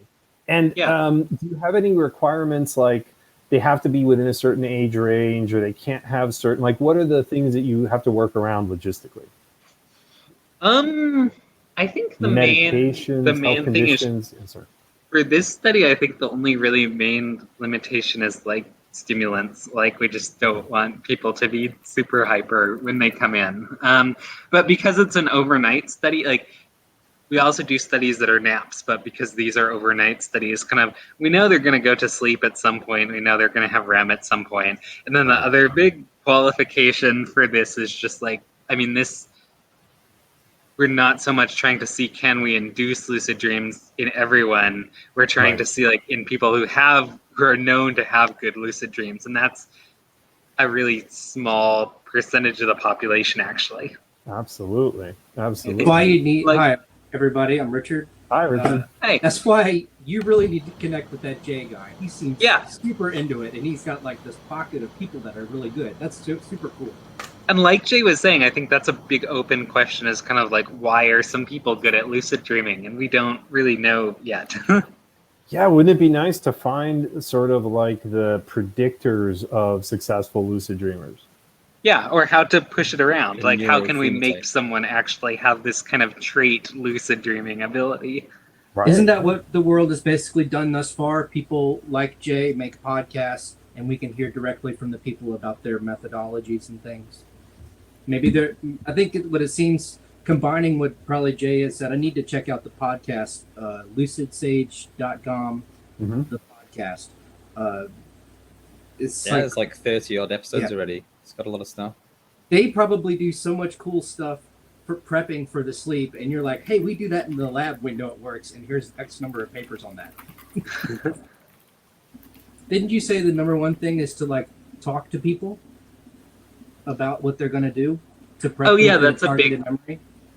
Yeah, so with our lucid dream things, we have a whole script that the experimenters go through where they kind of we want to kind of like have people's expectations of having a lucid dream be as high as possible. Right. So we have everything is kind of scripted to kind of not try and pressure them, because then they'll just like not sleep, but to try and make them feel like they're gonna have a lucid dream.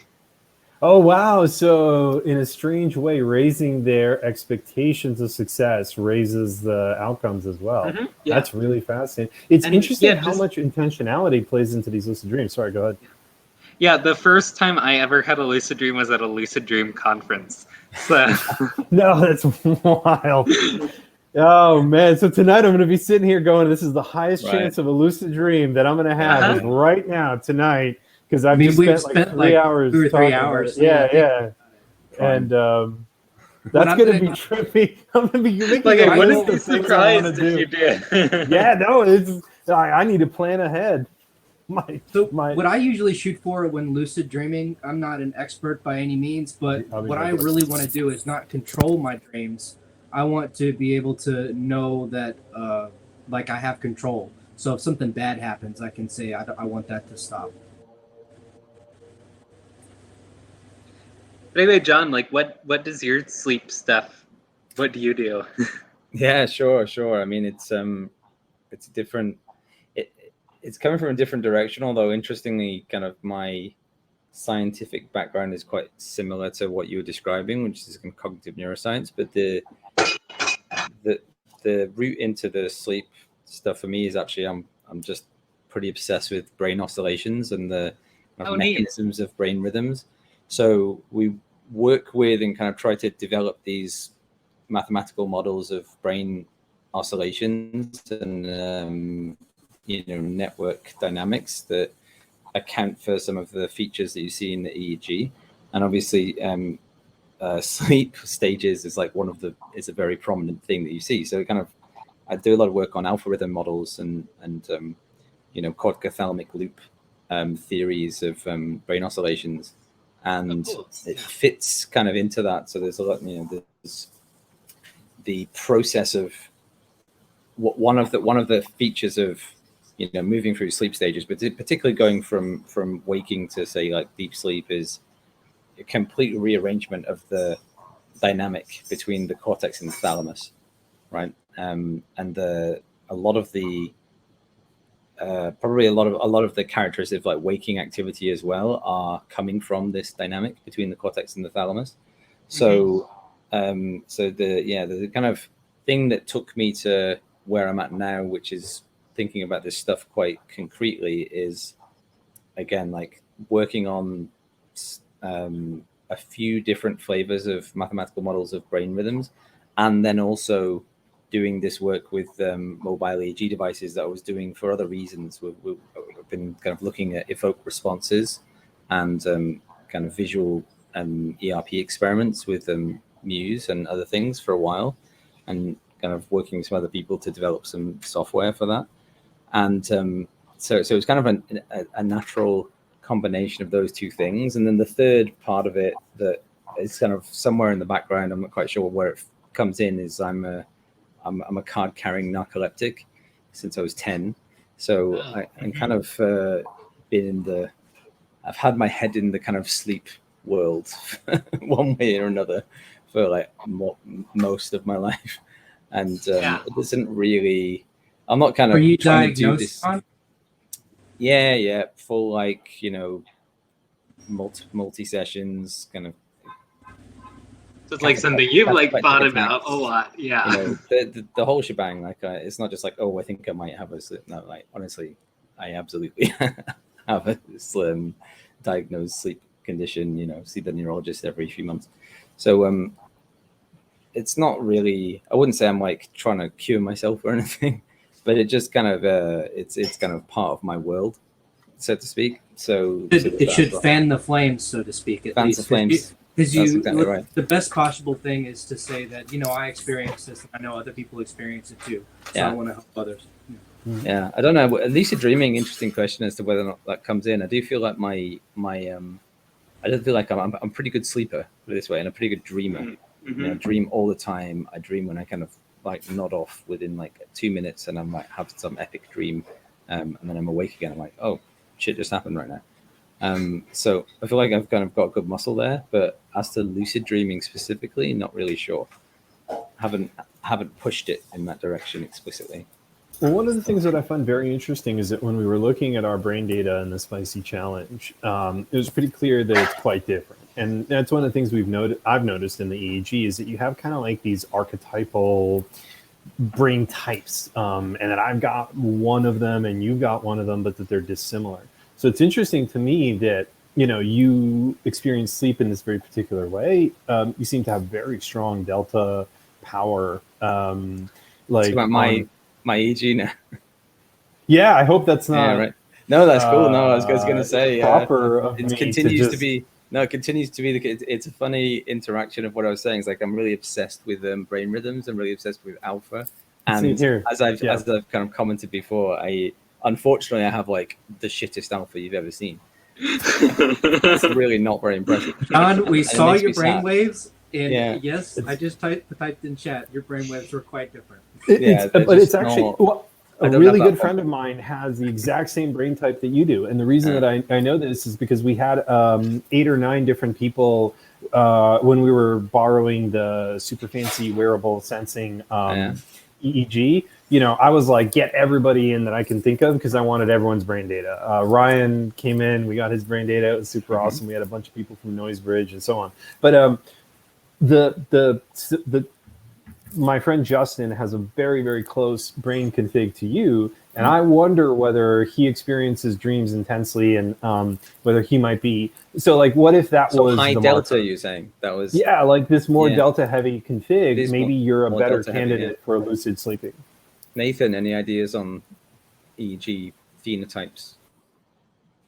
Yeah. I mean, like, I know that that's definitely a thing. I don't I'm not aware of like any that are like kind of specific to sleep or dreams. Right. Yeah. I think probably. I think this borderlines into what Google was trying to do with their Amber project, looking for "quote unquote" a biomarker for depression. Exactly, it's like a biomarker for lucid dreaming. Right, and there's this interesting classification thing, which is like why do some people experience some things, whether it's lucid dreams, depression, whatever, right, and other people don't, and can we find the commonalities between the people that have the same experience? Yeah, I mean, but I don't know if they're really going to find as well as a pretty big one. Like if you look at comorbidities with like mental health conditions and neurological conditions, right? Sleep is just insanely up there with all the major things, and it seems to be, and then like the cognitive conditions too, right? Like the long term, like the Alzheimer's stuff seems to have a sleep component as well, Parkinson's, REM sleep memory disorder, but depression obviously, and they're all associated with sleep disturbances. The causality is probably circular. It's probably a bit of back and forth, right? And it even kind of gets to the another super interesting thing about sleep. I said I talked about oscillations a lot, but just like sleep, it just as a phenomenon, right, is absolutely fascinating. It's necessary for organisms to time out, do some kind of refresh thing, repopulate their synapses, right? There's this kind of this refrain that I always forget the attribution of, which is like sleep is the price you pay for being able to remember. Right. You need to you need to kind of spend some time in a different conscious state, and also spend some time, basically your neurons need to kind of carve off some of their synapses and recalibrate their synaptic weights and drop a bunch of stuff that isn't useful. And that process seems to require this kind of neurochemical, like slow oscillatory, synchronous wave process, at least in mammalian brains, seems to be necessary. And it's just a super interesting, neuroscientific, like cellular, physiological, biochemical phenomenon. And it has all this amazing, like conscious state, cognitive function, clinical associations as well. So I just think sleep is just a super interesting topic, full stop. I want to piggyback right on what John said. I know that from whenever I bought my clinical EEG textbook, and the awake section is this big, and then the rest of it is sleep. Clinically, But how did yeah, we- but clinical medicine in general, very little sleep actually in a kind of I say an undergraduate medical degree. How did we as humanity learn, and how did you learn about all of those physiological and chemical changes to what happens to the lowest level of things in our brain? Can you elaborate more on that, John? I just listen to YouTube videos and read things, but Did they do it in Yes. rats by having the brains Yeah. wide open? Right. there's Well, a guy, really Giulio like to. Tononi, is he's done a bunch of interesting stuff, but him and a few other people have been pushing this synaptic homeostasis hypothesis, is what it's called, and and they do things like in flies where they kind of make flies not able to sleep by kind of heating up the bowl that they're in or something, and then they cut them up and take a look at their brains under an electron microscope, and they can see very, very specific stuff at the kind of almost the molecular level of the like cell receptors. So there's work at that level that, like, if you're interested in the like deep physiology stuff, then check out Tononi's stuff. And if you're interested in stuff that's more kind of cognitive neuroscience of dreaming, then Bob Stickold is done a lot of interesting stuff in this area. And I did this podcast interview with him a few months ago. Oh, really? What can you put the podcast link in the chat? Yeah, could you put those names in chat too? I'll pull them up. Yeah, sure. I'll drop the link again for the podcast. Yeah, that's what that word synaptic homeostasis was, what I was after, and how did we find that out? And it's really interesting. Yuval Neer as well is a guy who's done some work in this area, and I think if you can, I'll put the name in, but I think you can find some good YouTube videos on that from him. That is super cool. I didn't realize your host, John Griffiths, the legend. That is super awesome. Which leads me to, John, please tell me about your lab's interest in sleep. Oh, I already did that, Alex, but maybe. Oh, sorry, just the 30-second. I stepped away for a moment. Yeah, well, I guess it was brief. But it was it was like a convergence of three things. It was like we work on computational modeling of brain activity and brain rhythms, and sleep is a kind of natural extension of the models and the theories that we're working with anyway. And it's kind of, how does the cortex talk to the thalamus in different brain states? That's, broadly speaking, the kind of thing that we're interested in. So what's the interest in, like, understanding some mechanism or a treatment or an improvement or just a description? Sort of, what are you hoping to get? Yeah, I mean, the first thing really is, like, how does the brain work? That's normally what I'm motivated by. So I just want to know how stuff works. So it's like basic science, again, computational neuroscience style questions around, like, how do we understand some of these oscillatory patterns that we seem to see a lot of. But in terms of, like, going past that, I also mentioned, so one of the things that really kind of pushed me a little bit in this direction is the fact that Muse actually brought out the Muse S, right? Because I've been spending years, like, hacking with the other Muse devices, and the Muse S is, like, such a nice sleep EEG band, right? And it just so happens to have the same API, and I can, like, use it the same as I've used these other ones. So that was something that really kind of pushed me a little bit more into saying, okay, I think I can actually do some useful research with this kind of these mobile devices, because I've been barrier down to the point that it's like, why would I not do this, since it's such a small expenditure of effort to get this data? Because I've already kind of developed interest and expertise in working with those mobile devices, and then they brought out one that's, like, specifically, like, good for sleep. So it kind of made a lot of sense. Not a hard sell, right? And so one of the things that we're interested in doing to kind of stitch those two things together is saying, so we have these computational models of sleep activity, and one of the things that they do is they give you like estimates of brain state that are physiologically based, like the connection, the kind of connectivity weights between a network of corticothalamic cell populations, and how does that change over sleep states, and how does that affect the kind of resonance characteristics of different rhythmic peaks. So we have these theories, right? These models that represent these theories, and we can fit them to data and get parameters.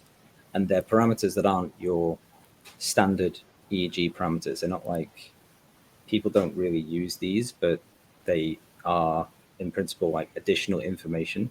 So one of the directions that we're kind of taking this is saying, well, can we do this neurophysiologically based analysis on data from mobile devices, or indeed from research grade sleep systems, like either of the above, and then get some kind of added value from that data using the physiologically based approach that we are developing. And we're kind of, at the moment, the algorithms the model fitting takes a couple of, like 2 days or something. So we kind of need to get the time down because it's quite computationally intensive.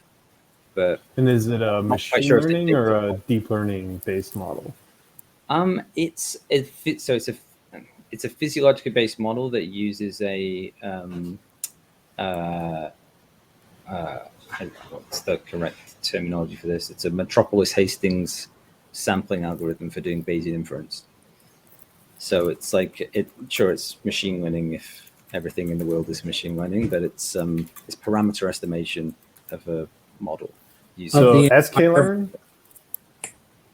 No, it's a custom MATLAB toolbox that we've been using so far, but it's definitely a prototype. It's not like a major piece of software. Is Nathan trying to talk? Somehow your device is. Sorry, yeah. No, sorry. I just think that sounds fascinating for applying to like if you want to study memory or like other view of kind of what's going on.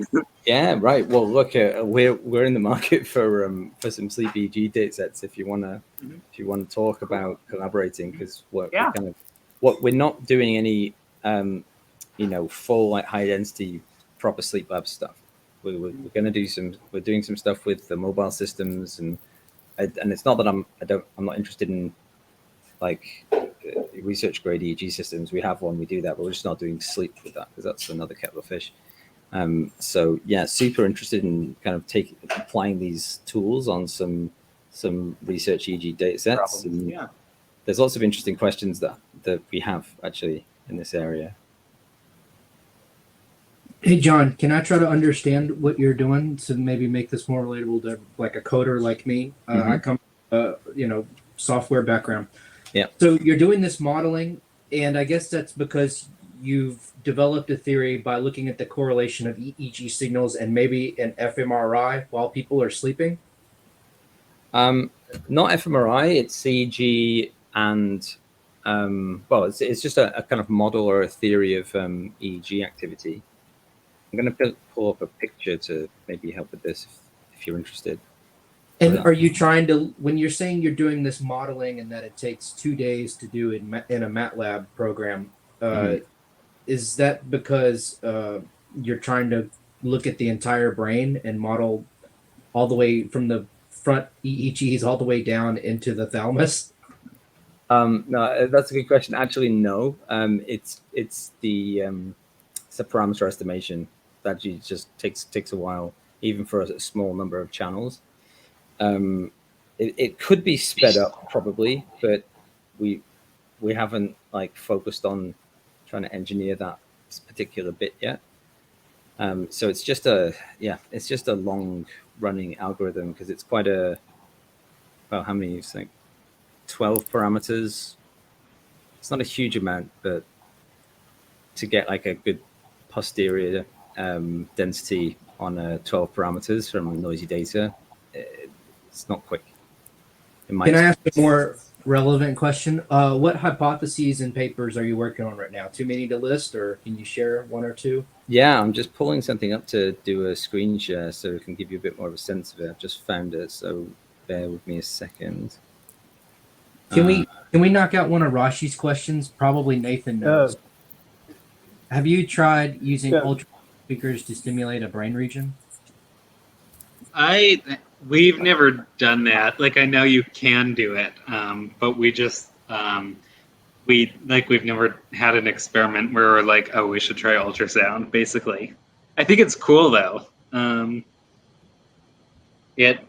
I think it's like one of the more exciting new like brain stimulation technologies that's come out recently.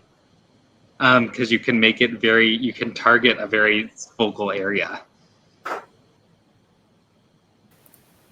Hi, Richard. I was planning on answering Rashi's questions after we were done talking to John and Nathan about this stuff. I have it marked for answers, so I'll get to it in a minute, man. Let's just, I'd really like to ask John and some questions about like his research and what we're collecting on these things. Because basically, you know, we have this interesting opportunity here with these hack nights to bring together the, you know, nice. The researchers doing the work and the BCI enthusiasts collecting the data. Okay. So I'll just choose some stuff. So credit where credit's due. Like the people who came up with these theories, not me. I'm consuming other people's ideas and trying to kind of move them forward. But I do know these guys. I've worked with these guys. So here an example. So this is it's a model of, well, this is one, I guess one of the first points is that one of the principles behind this is trying to think about sleep stages more continuously. You know, normally we think of like discrete classifications, like these, if you think of these little blocks here as being these different sleep stages, but really, you know, you have a trajectory that moves through and they're overlapping and they're kind of, it's more of a continuous space that you're moving through. And then at any given point in this space, you happen to be, or we think about that point as being stage 1, stage 2, stage 3. So that's like part of the intuition. This is the type of model, it's just a schematic. So you have neurons in the cortex and neurons in the thalamus. So these two, the reticular nucleus and the relay nucleus, these are both thalamic nuclei.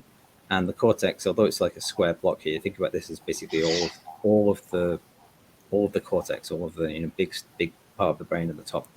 And this the structure of this wiring diagram, when I'm talking about computational models of corticothalamic loops, that's what this stuff is. It's basically the cortical neurons project to certain thalamic regions, and thalamic regions project to each other, project back to the cortex.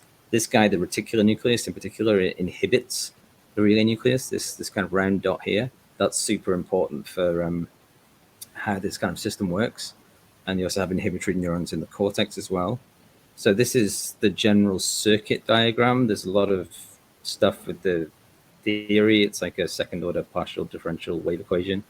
But the important thing is what we get around here, right? So what we get is this kind of reduced space, this 3-dimensional space, and with these labels, these are axes, are X, Y, and Z.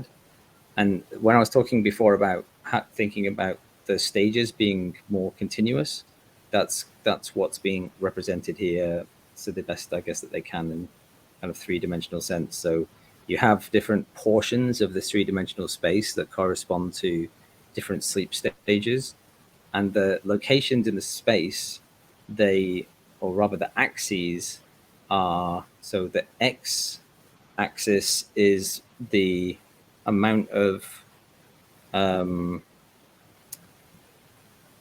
the level of intracortical feedback.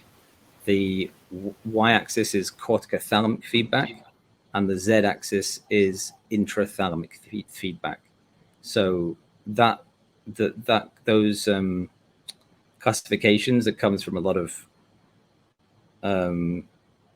interesting mathematical work actually on reducing the circuit diagram that I showed you there down to something that maybe there's another diagram.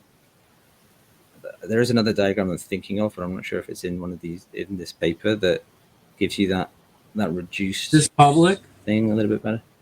I'm not sure if these papers are open access, but I can drop some links in for like Google Drive. Well, let me same diagram there. Well, in any case, so we have this 3D space, right? And so we're thinking about kind of trajectories in this 3D space where if you move along the x-axis, then you're increasing the amount of feedback within the cortex. If you move along the y-axis, you're increasing or decreasing the amount of feedback from the cortex to the thalamus, and that can be positive or negative, because it can be kind of net positive feedback from the, or say connectivity from the cortex to the thalamus, or net negative, which would be relatively more feedback from the thalamus to the cortex. And then the Z is the level of feedback within the thalamus. But any location you are in this space, you've got some different combination of those feedback like loop gains. And the idea is that as you move through sleep stages, you're basically kind of moving through a continuous differential weighting of those loop magnitudes. And then the kind of important thing actually is that each of those, well, every location in that space essentially has a signature in the power spectrum. So the top line here is the theory. So each of these lines here, this is what the model does. The model gives you theoretical power spectra for a given set of parameters of that corticothalamic circuit diagram, and then those parameters situate you at one location in the three-dimensional space, and at that location in three-dimensional space you have an associated power spectrum. And you differentiate things like eyes open and eyes closed. So like eyes closed has a really strong alpha peak, but in terms of sleep, the interesting thing is, say, slow wave sleep, the yellow here, you've got basically really strong low frequency activity in the slow wave sleep. Spindles, we talked about spindles in time series. They're kind of like somewhat high frequency ripples, kind of 12 to 14 hertz. So those appear in the power spectrum as this. Some other things are there, but these are like the theoretical, curves that correspond to different sleep stages. And this is an example of like data that you would fit to.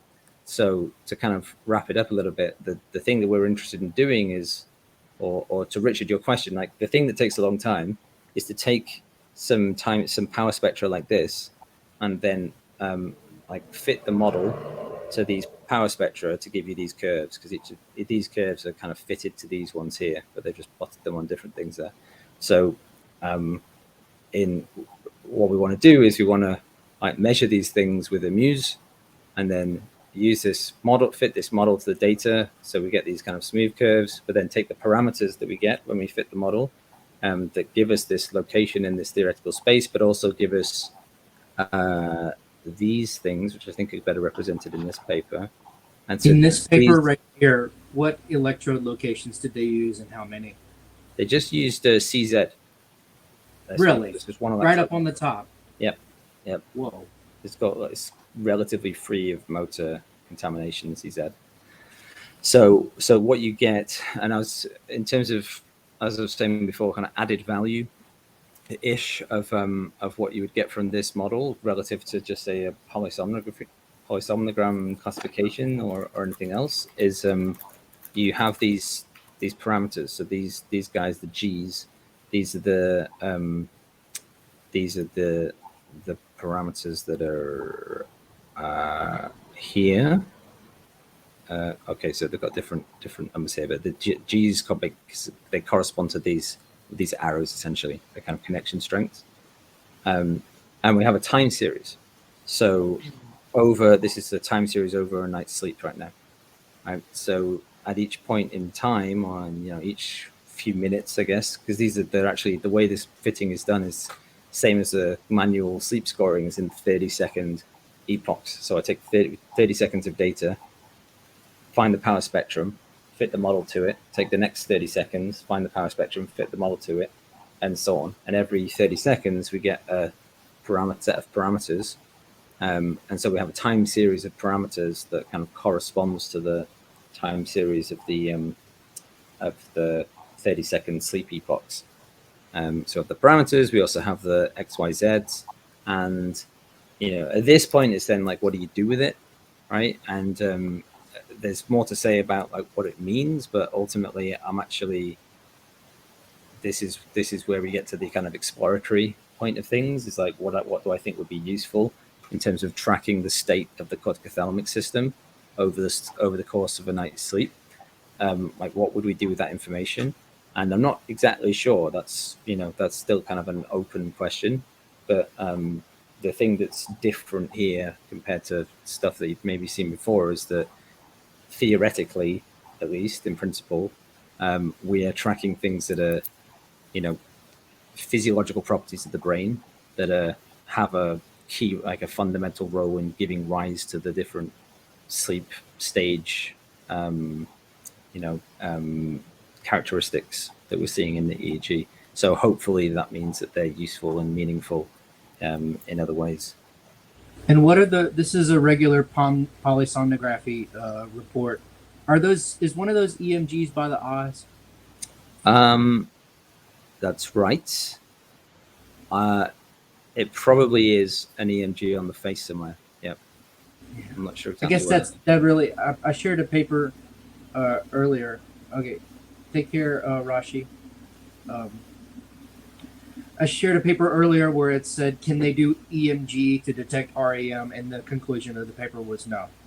And this goes to support that if it's already included in polysomnography, it's not enough information in itself just because people are moving their eyes to, yeah. Right. That's interesting. So I'm not sure if this, come back to the REM and the dreaming and I'm not actually sure if of the kind of sensitivity of this model specifically for REM, because REM's kind of an outlier in terms of sleep staging. So this model is more about this like transition to slow wave sleep from wakefulness and back and forth. But I don't see why we couldn't look at REM as well. It seems interesting as a way to think about kind of like, okay, what is actually a lucid dreaming conducive state? Kind of like, is there like I don't know, like, do you need a lot of input from the thalamus for someone to be able to like recognize the cue that says to become lucid or something? Yeah, absolutely. I mean, that is one of the interesting things about this three-dimensional reduction, because it's kind of most models and kind of theories of sleep organization, they don't give you this kind of simplified system representation. Mm-hmm. And the interesting, or one of the interesting things is that, you're talking about essentially when is the thalamus driving the cortex and when is the cortex driving the thalamus, right? And in wake, the thalamus is driving the cortex, or at least it's driving the cortex more because there's more sensorily driven. It's more sensory driven, whereas in when you're dreaming, like, I think the thalamus is kind of turned off, or like the sensory inputs to the thalamus are like inactivated.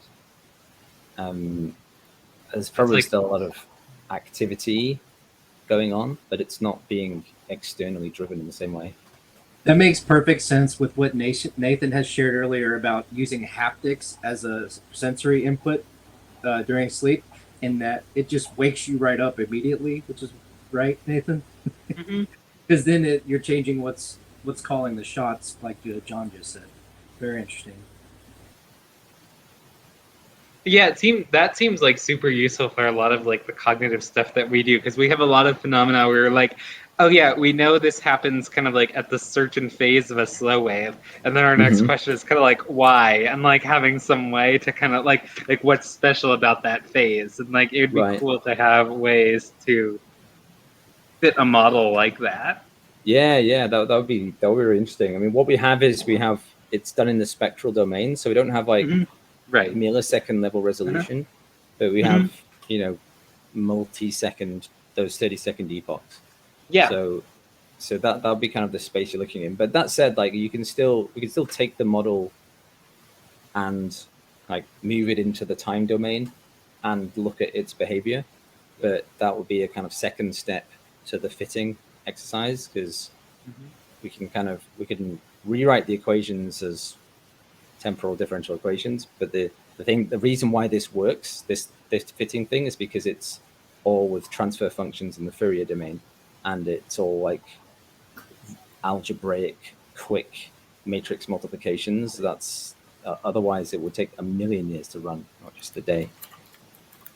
I feel like even at longer time scales too, like you have periods of time where there's lots of spindles and periods of time where there's like not very many spindles, and usually we just count the spindles, but then you could kind of say like, okay, what does that indicate neurologically? Yeah, and I think you would find that there are probably some states that lead to transitions more successfully than others. And so like maybe you go from a period of low spindle activity to high spindle activity, and that's the trigger. Or when you go from high to low, that's the trigger. But it's usually when something, I don't know, you're looking for like, these are the components, and you can work backwards from the successful transition. So you don't have to try to figure out ahead of time. You can just say, of all the times that people ever report, right, these things are present or these things are never present when they do report, and that really just narrows things down significantly. Right. Yeah. I'm definitely in a kind of discovery science phase of this work, which is a very exciting place to be. But it's also a lot of technical things that we have to figure out. And the mobile EEG is one part of it, and then the data fitting is a kind of separate problem as well. The interesting thing I will say about, again, this is just something I think is always worth mentioning. Deep learning inferences are really fast on low channel count arrays. So you could have an inference that sits there every X number of seconds, 30 seconds, let's just say. You grab a 30-second epoch, you throw this to the network, right? 30 seconds of EEG data, one channel, is not a crazy amount of data, right? 256 samples times 30 is not an absurdity. So if you have a pre-trained model, the inference on that, if you're doing GPU, should be like 30 milliseconds or less. And if you're doing CPU, you would probably be able to do it in a few hundred milliseconds. So like, and that's if you have a pre-trained model that tells you, are they in REM sleep? Are they in lucid sleep? Are they, whatever. Like those decisions, like let's say you had this is the precursor state. Now I'm going to do the stimulus. Now I'm actually in it. You could get an answer within a third of a second as to whether the network thought you had reached the new state. So like when we talk about deep learning, the training times are horrific. You need huge data sets. You need days, weeks, months. Oh yeah, that's all true. But like when you're doing the inference on a trained model, real time is possible and pretty easy on like an Arduino or like a commodity, and especially if all it has to do is one Fourier. A Fourier is pretty computationally trivial. Yeah, I guess from that, if you kind of frame it that way, we're not doing any. It's all training. As in like this is parameter estimation, right? So there's no validation set per se. We're just trying to kind of estimate the numbers from the data. But it's a good point about. I mean, we've been doing. I said MATLAB. Like I didn't write the MATLAB toolbox. It is very good, but we're actually working on writing this stuff out in PyTorch, and it's all been very promising so far. Like there's a lot of just Atom like is great. And for as a kind of generic optimization algorithm. So there does seem to be a lot of improvements we think we can get from just switching over to an ML a modern ML programming environment. Right. But that said, well yeah, like the MATLAB stuff is still parallelized and it's running on a grid, so it's still pretty high performance. But maybe we can get it down to like running on a device on a GPU locally sometime in the near future. Because it'd be nice to not have to do this in the cloud with like high performance computing. That is a certain amount of burden. The device that we had spec'd out a few years ago, and obviously there's been later, but the compute stick from Intel was a $600 device. It had an actual quad core like Atom. It had 8 gigs of RAM. It had a SSD equivalent type thing, and it had, I think, Wi-Fi. And so it was like way more powerful than an Arduino, like an order of magnitude. So you could actually do, you know, you could run Keras on it. You could have a model that was sitting there getting LSL data and doing an inference. I did stream 3 muses to one of those compute sticks, but that was the CPU limit. Did you say an Intel compute Yeah, stick? the old ones, yeah, that they had. Those were really nice. Let me see if they... I've had somebody at OpenBCI, he was an architect level for a while. He was part-timing while he worked for Microsoft for Game Studio doing multiplayer. And he said the coolest thing about the Intel sticks is that they run Windows. Yeah, although we installed Ubuntu on this. So it was just running native 1604 Ubuntu, cold boot, perfect. So it was really nice. And that was nice. And then, yeah, Ori was mentioning, that's what Nathan, if you have a chance to check out the archive, it's going to be great, because Nathan was talking about that. But he said the number one thing was a strong expectation that you're going to have a lucid dream. So it seems like that there isn't a defined criteria for what it looks like on EEG when someone's having a lucid dream. So that's an open question as to what is the marker, the indicator, the smoking gun that says that it's happening. But then apparently, like, the more you truly believe that you're going to have a lucid dream, the more likely you are to have one. And Nathan's input was that the first one that he had was at a lucid dreaming conference. Yeah. So I think... Tell us about lucid dreaming conference. Like, what is that? Yes, like? how does that work, please? I mean, it was super cool. It was actually, so the topic was on dream engineering, and it was about lucid dreaming, and then like other like stuff to mess with your sleep, basically. And yeah, so like we had people talking about like the physiology of lucid dreaming, ways to induce it. One person did a study where he found that people could predict the future in their dreams. I'm still like not quite sure what to make about that one. I would like to hear more, but go on, please. Yeah. So that, and kind of the goal of it was, I think the goal of it was really to kind of get people who worked on dreaming and people who worked on technology together, so we could kind of see what some of the technology people are doing with like sensing technology. And there's a lot of cool stuff. Like, I think like there's a lot of headsets and stuff that people are working on to detect eye movements. I think one group even has, like, they basically just made a portable device for like spraying out smells to use that as a stimulus and kind of make that simpler. I think unfortunately a lot of that stuff right now is still very at the like early like university development stage, so it's like hard to get a hold of. But I think Bob Stickgold like has a eye mask which is just supposed to detect eye movements, but no one's been able to get him to send it to them for like a year. So that's really cool. I'm Are so you guys doing any stimulation stuff? like TACS or TDCS? Electrical stimulation. No, we're not. Or We've done some stuff with acoustic stimulation where like we try to like enhance slow waves by, we have like a pulse of sound that's phase locked to the slow wave. We've done some of that, and we've tried to stimulate spindles with like just sounds. We did a study a while ago where if you play a sound at 15 hertz, which is about the frequency of a sleep spindle, it seemed to actually make people have more sleep spindles, which is really weird. But we're like, that's cool. Yeah. All right, I'm going to show. You did a certain phase lock to the sleep, like in real, so you had a real time, like a closed loop. Yeah, so someone at Northwestern developed this thing where it is real time and closed loop. So the idea is that the sound is always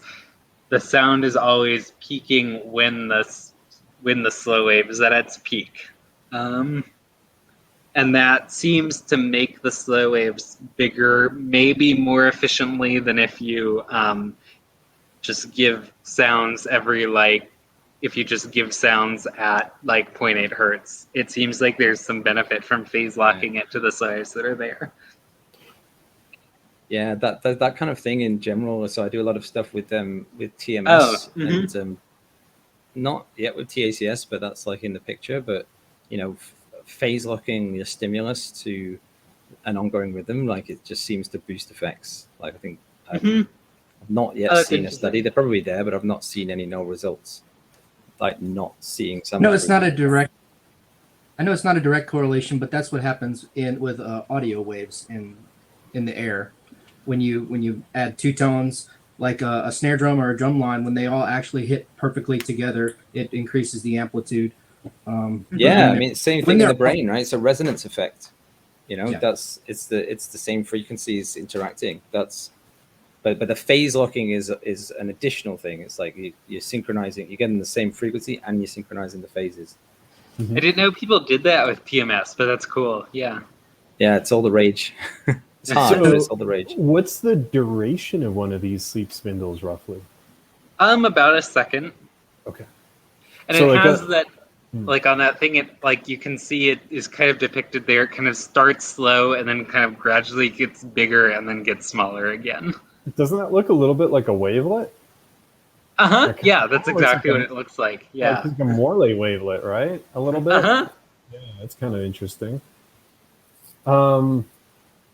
Okay. So like blinks are a half-second event. This is a 1 second event. And out of curiosity, the K complex. Do you have a ballpark time frame for that?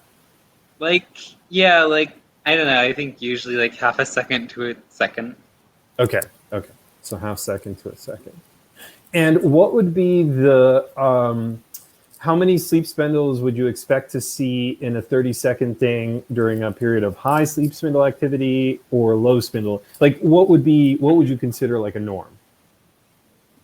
Ooh, it varies a lot, but I would say kind of during so sleep spindles show up mostly in N2 sleep, and I think kind of N2 sleep with a lot of spindles would be about 1 a second in that 30-second window is like the maximum I've ever seen. Okay, so it can get that common. It can be like 30 of them in a 30-second epoch. Yeah, like I've seen that like once. Like that's the very most extreme. Okay, so it's unusual for it to be a continuous chain like that. I think what's a more typical? The more typical would be like maybe like 5 to 10 in a 30-second epoch. Okay. 30 seconds. Potentially as low as kind of like 1 a minute or so. One would be kind of the low end. For stage 2. Yeah. And if they're in stage 2, they always get spindles? Pretty much, yeah. I think so. What defines stage 2 is you have to have spindles or a K complex. So if you don't have either of those things, then you say they're not in. If you don't have any of those things, then you basically have to say they've transitioned out of stage 2 after a while. Okay. John, we've talked about sleep stages. Can John or Nathan share a link to or share their screen as to a current model for accepted sleep stages for the rest of us? Oh yeah.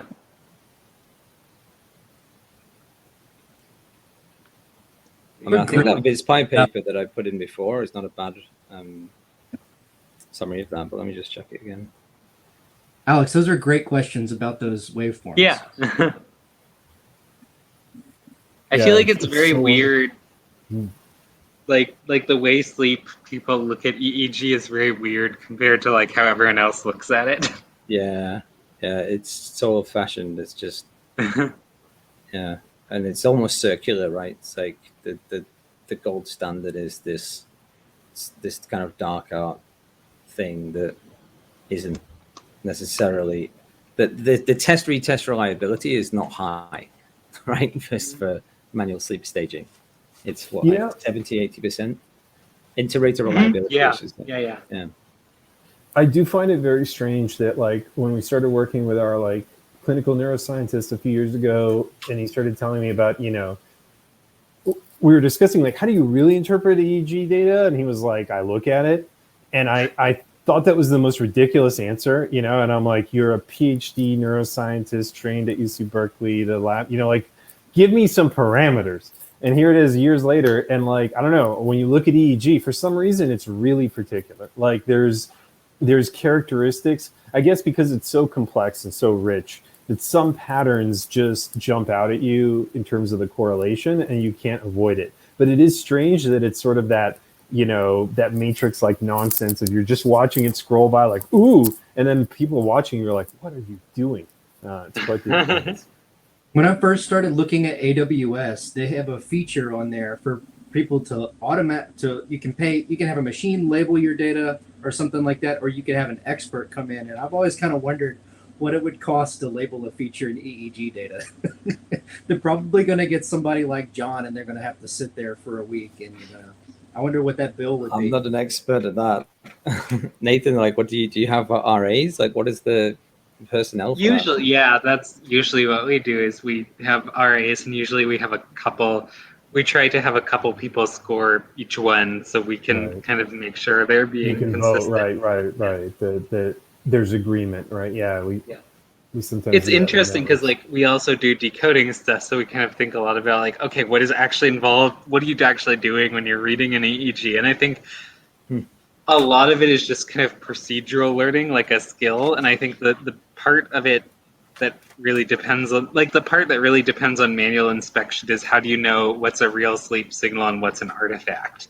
Right, I like think the that's the qualitative thing, aspects of that EEG. Yeah. It's I think strange that's how you can look at it. Sorry, please. Yeah, I think that's the thing that our algorithms have the most trouble with too, is it's very easy to say like, okay, we're gonna like look at the slow wave power, but the problem is eye movements also produce power in that band. So you have to say, are you looking at slow waves? Or are you looking at the eyes moving back and forth? This is phenomenal. I don't know.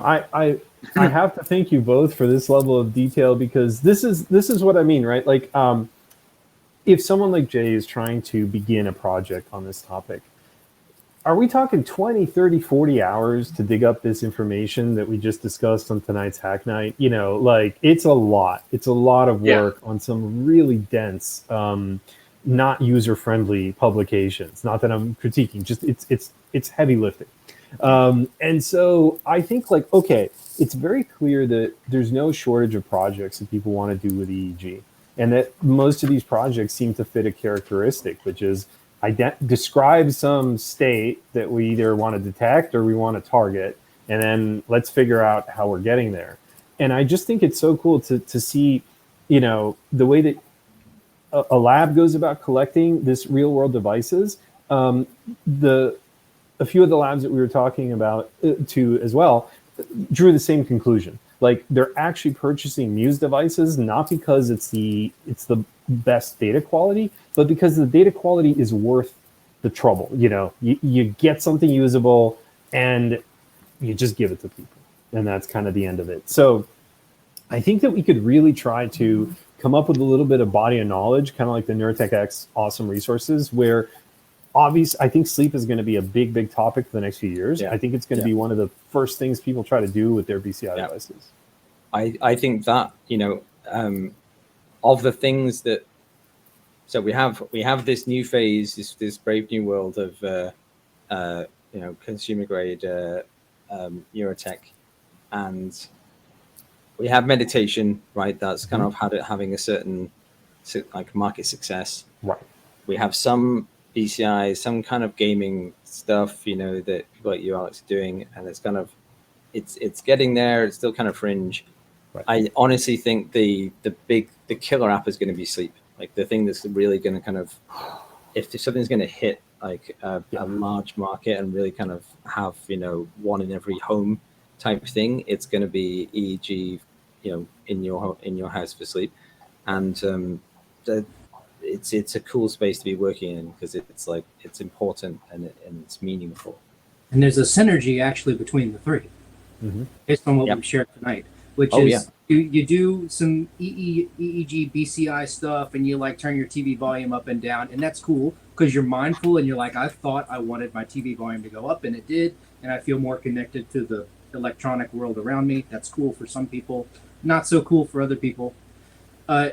There's also going to be a lot of people that probably push back against this type of technology because we're like reading their brain just about. I mean, we're seeing that with vaccinations, and people don't want to think about the word antibodies.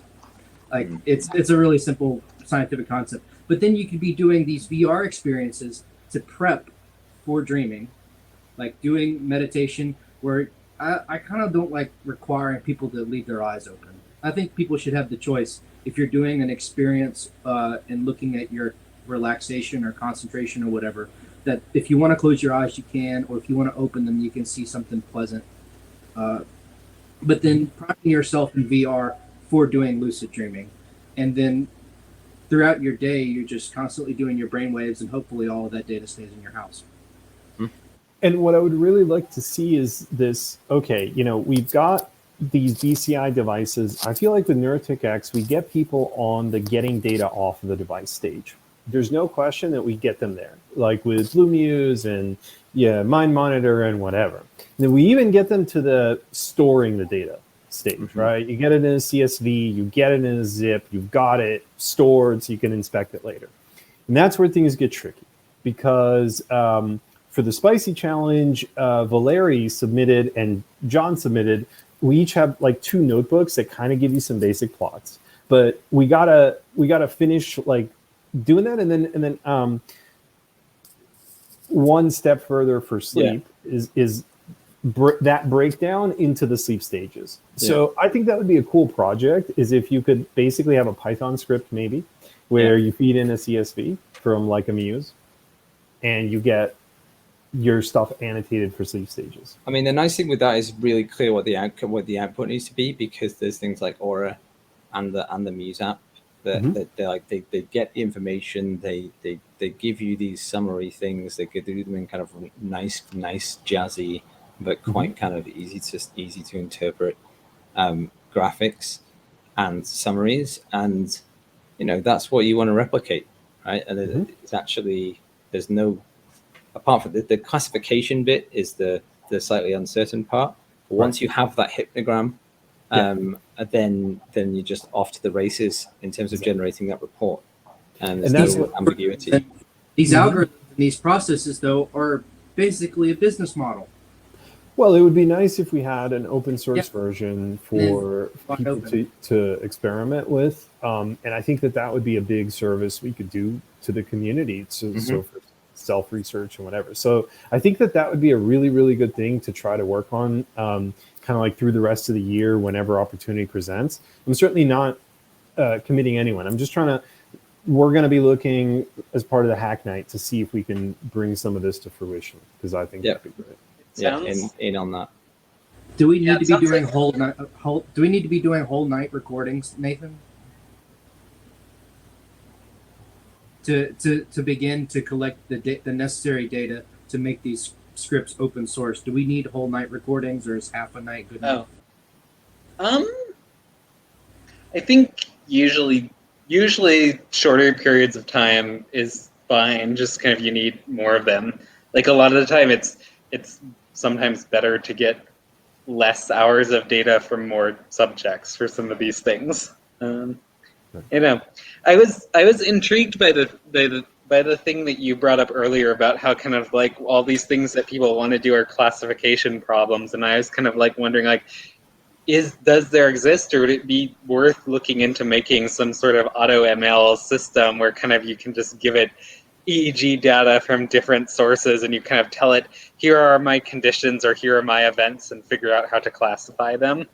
Because I feel like I feel like that's also kind of where I get into a point where I need more technical knowledge, is like, what kind of wavelet size do I use? And maybe it would be useful to have like a thing that can just do an automated kind of general analysis. Right, and then when you get into the wavelet decomposition, you tune them for specific frequencies that you're trying to target. So like we wrote one wavelet that is basically all from 0 to 3 hertz, but like with incredible precision. Like you can get like, hundreds of bins just covering 0 to 3 hertz. And then other wavelets, we wanted to make sure would go up to 40 hertz. So you actually have incredible control over the wavelet in terms of like what frequencies and bins it will generate for you. It's like a custom Fourier. Yeah. And I think I think that's like useful, but I also think like there's kind of a gap right now. It's kind of like people are like, okay, I want to analyze this data. I'm like, okay, cool, read this book on signal processing. Right, exactly. It's horrible. No, there's a cliff. There's not just a gap. It's that Indiana Jones, invisible bridge that you walk across with your faith. The only thing that's guiding you to the other end.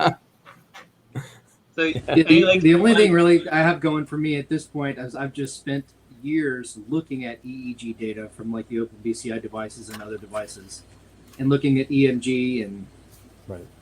Yeah, I mean, this stuff is just so incredibly time-consuming. So if we could help it so that you can just have a script or some program where you take a CSV and you get sleep stages out, right? That would be wonderful. Like in a hypnogram, like John was talking. You basically want this software. And the classification part, I'd be happy to talk with you about that at length, Nathan, because we've sort of built auto classifiers, but our challenge is what do people need auto classified and why, and how do we implement it? It's this weird. So I'm very happy to talk with you about that, because taking pipeline data and classifying it with labels is a core part of what we do. So this would be an easy one for us to kind of like kick the tires on our classification pipeline. So yeah. Cool. Nathan, I got a question for you. You may choose not to answer, but let's say kind of in principle, I'm just curious, like if I was in need of the services of some sleep stage classification experienced people, would they be available for a kind of modest fee? Yeah, I think like our lab, like we don't have that many people who like we don't like we usually consult with other people when we need tons of sleep staging done. I know there's a lab at Northwestern that does do that kind of consulting. I can like give you a contact for them if you want. Oh, right, yeah, okay, that would be great. So they have a kind of service model. Yeah. That's the kind of thing that I'd love to kind of do it myself, but it's just, I would also love to know who I can ask. Yeah, let me find it. Yeah. Great, thanks.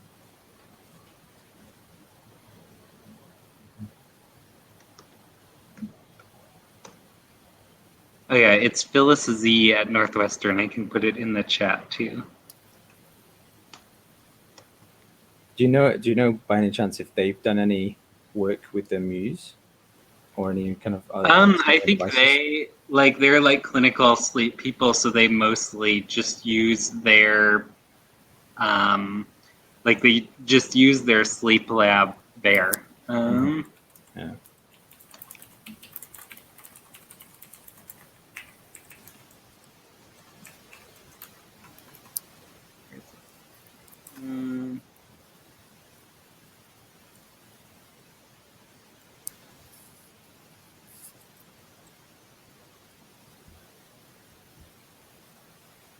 What are y'all looking into right now? Oh, we were just talking about people who can do sleep scoring, like for like large amounts of data. Oh.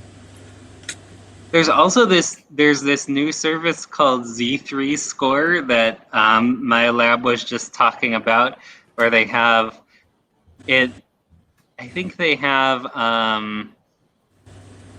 Is it all? I think it's all automated. Actually, I don't know if they also do manual scoring, but they basically it's also a contract sleep scoring thing, basically. Interesting. Yeah. $2 per credit. How many credits do you need? I don't know. A lot of those places make you buy a minimum amount, so just be warned. That's one of the gimmicks at, or I'm sorry, not gimmick. I don't know. One of the beautiful things about those Business models. Yeah, I mean the thing is like that. I know of some tools, some automated tools, right? I just want to do a few examples with the data the kind of data that I'm looking at, that are comparing against the quote ground truth with whatever level of confidence I'm prepared to attach to it, and get some reasonable correspondence. I without wonder just going off on the automated tools, without kind of checking that they work against. Are there any Muse data in kind of open sleep databases? Like I know Dream has data from their devices and then the stuff that they labeled. No, I know there's the Dream database. There doesn't seem to be a Muse one yet. I've been talking with the guys at the company, so they have a bunch of data, like labeled data, but they don't seem to be too keen. They just don't want to give it to you. Yeah. No, they've kind of gone quiet since I raised that possibility. Yeah. Can you? I don't think if this is done even in neuroscience labs or neurology labs. Sorry, is the person collecting the data isn't going to score in real time. They're just going to wait till later, right? Usually, yeah. I mean, we do it in real time because we have to decide whether we want to play sounds or not. But usually, it's you collect like a night of sleep and then you score it afterwards. And sometimes you'll also look forward, like when you watch people sleep score, they'll kind of look into the future sometimes and then come back, and it helps you figure out what sleep stage they're in. Right. That's pretty cool. But anyway, yeah, I don't know. Like, yeah, just with your question though, like, yeah, I feel like there's a lot of groups that do kind of just like contract sleep scoring. I think the question would be kind of what do they do if you give them the Muse data? Like, are they okay with that? Yeah, right, exactly. Hey, John, I'm dropping something in the chat that Jay shared earlier, maybe, and there is a whole section about scoring. I asked about doing the real time because it seems like you could drop a marker in your data stream in real time with this Hypnodyne software. Yeah, I think Nathan, you mentioned this, right? The Hypnodyne. I didn't know about this. Like, I think you said it's expensive. Yeah, I think it usually, I think they cost somewhere between like $3,000 and $5,000 for each unit. Yeah, I think we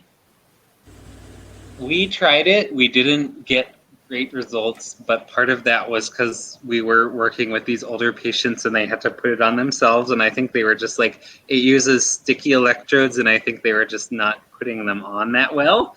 There's other sleep groups that have said like we've gotten good quality data off of it. So I think it is a little, I think it's just, it's a little variable in kind of the data quality.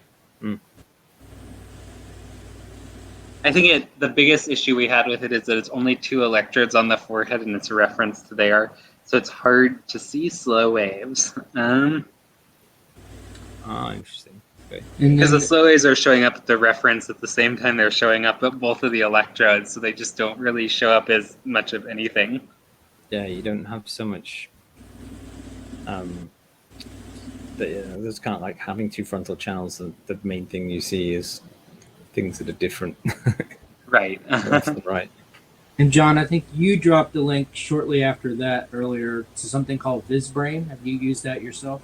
Yeah, that is the one that we're looking at the moment. Like, one of the reasons for it is because it's a M&E based, and M&E is my kind of go-to EEG, MEG analysis library.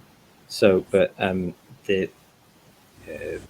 it's from the group in Montreal, and like the paper is quite convincing and it's quite easy to use. We haven't kind of road tested it against manual scoring yet, although we know we have some idea how to, because there's the EDFX data that's labeled, so we're kind of looking into doing that. But like of the tools that are in the public domain, there's a few GitHub repos that are doing like deep learning things that are there, and some of them are well documented. But from what I've seen, I think that this VizBrain one is the best around at the moment in the open source space, with my limited evaluation at this point. What so kind I'm of interested in hearing what other people think. Anyone who's kind of had a go at this or is going to in the future. Really interested to hear feedback. Nathan, what types of software packages are you using for sleep research and your targeted memory stuff? Ours is very basic because we do all manual scoring. So the software we use it's called like Sleep SMG, and it just shows the EEG so that we can score it. And then for kind of the data processing, we use a thing called EEG Lab, which is a MATLAB plugin, and that. Oh yeah, you're probably familiar with it. Yeah. Lots of people ask about that. Yep. Yeah. Great. Well, I think we've covered the sleep stuff pretty comprehensively. I think this was a very, very productive hack night. So yeah, that was fun to talk about. Thanks. Mm-hmm. I can't thank you enough for joining us, Nathan, and for joining us today, John. I was hoping that since Jay was joining us, that it just seemed like we could have a really, really good discussion, and that absolutely happened. So, I mean, I know you both joined us for a lot of time here on this lovely Thursday night, but I really, really appreciate it because this is such a topic of interest, and it was wonderful to chat about it. Yeah, well, let's do some stuff. Let's pool our skills and our resources and see if we can push this forward. Like I said, I'm in. I wish I could have been around on screen whenever Jay was talking, because y'all were really getting into like some potential hardware solutions. Sure. But that's a great talk for another day, and it was great to get the fundamentals out of the way with experts like Nathan and John here with us. Thank you all so much. Yeah, absolutely. So thank you all for joining us, and I'm looking forward to seeing you all next week.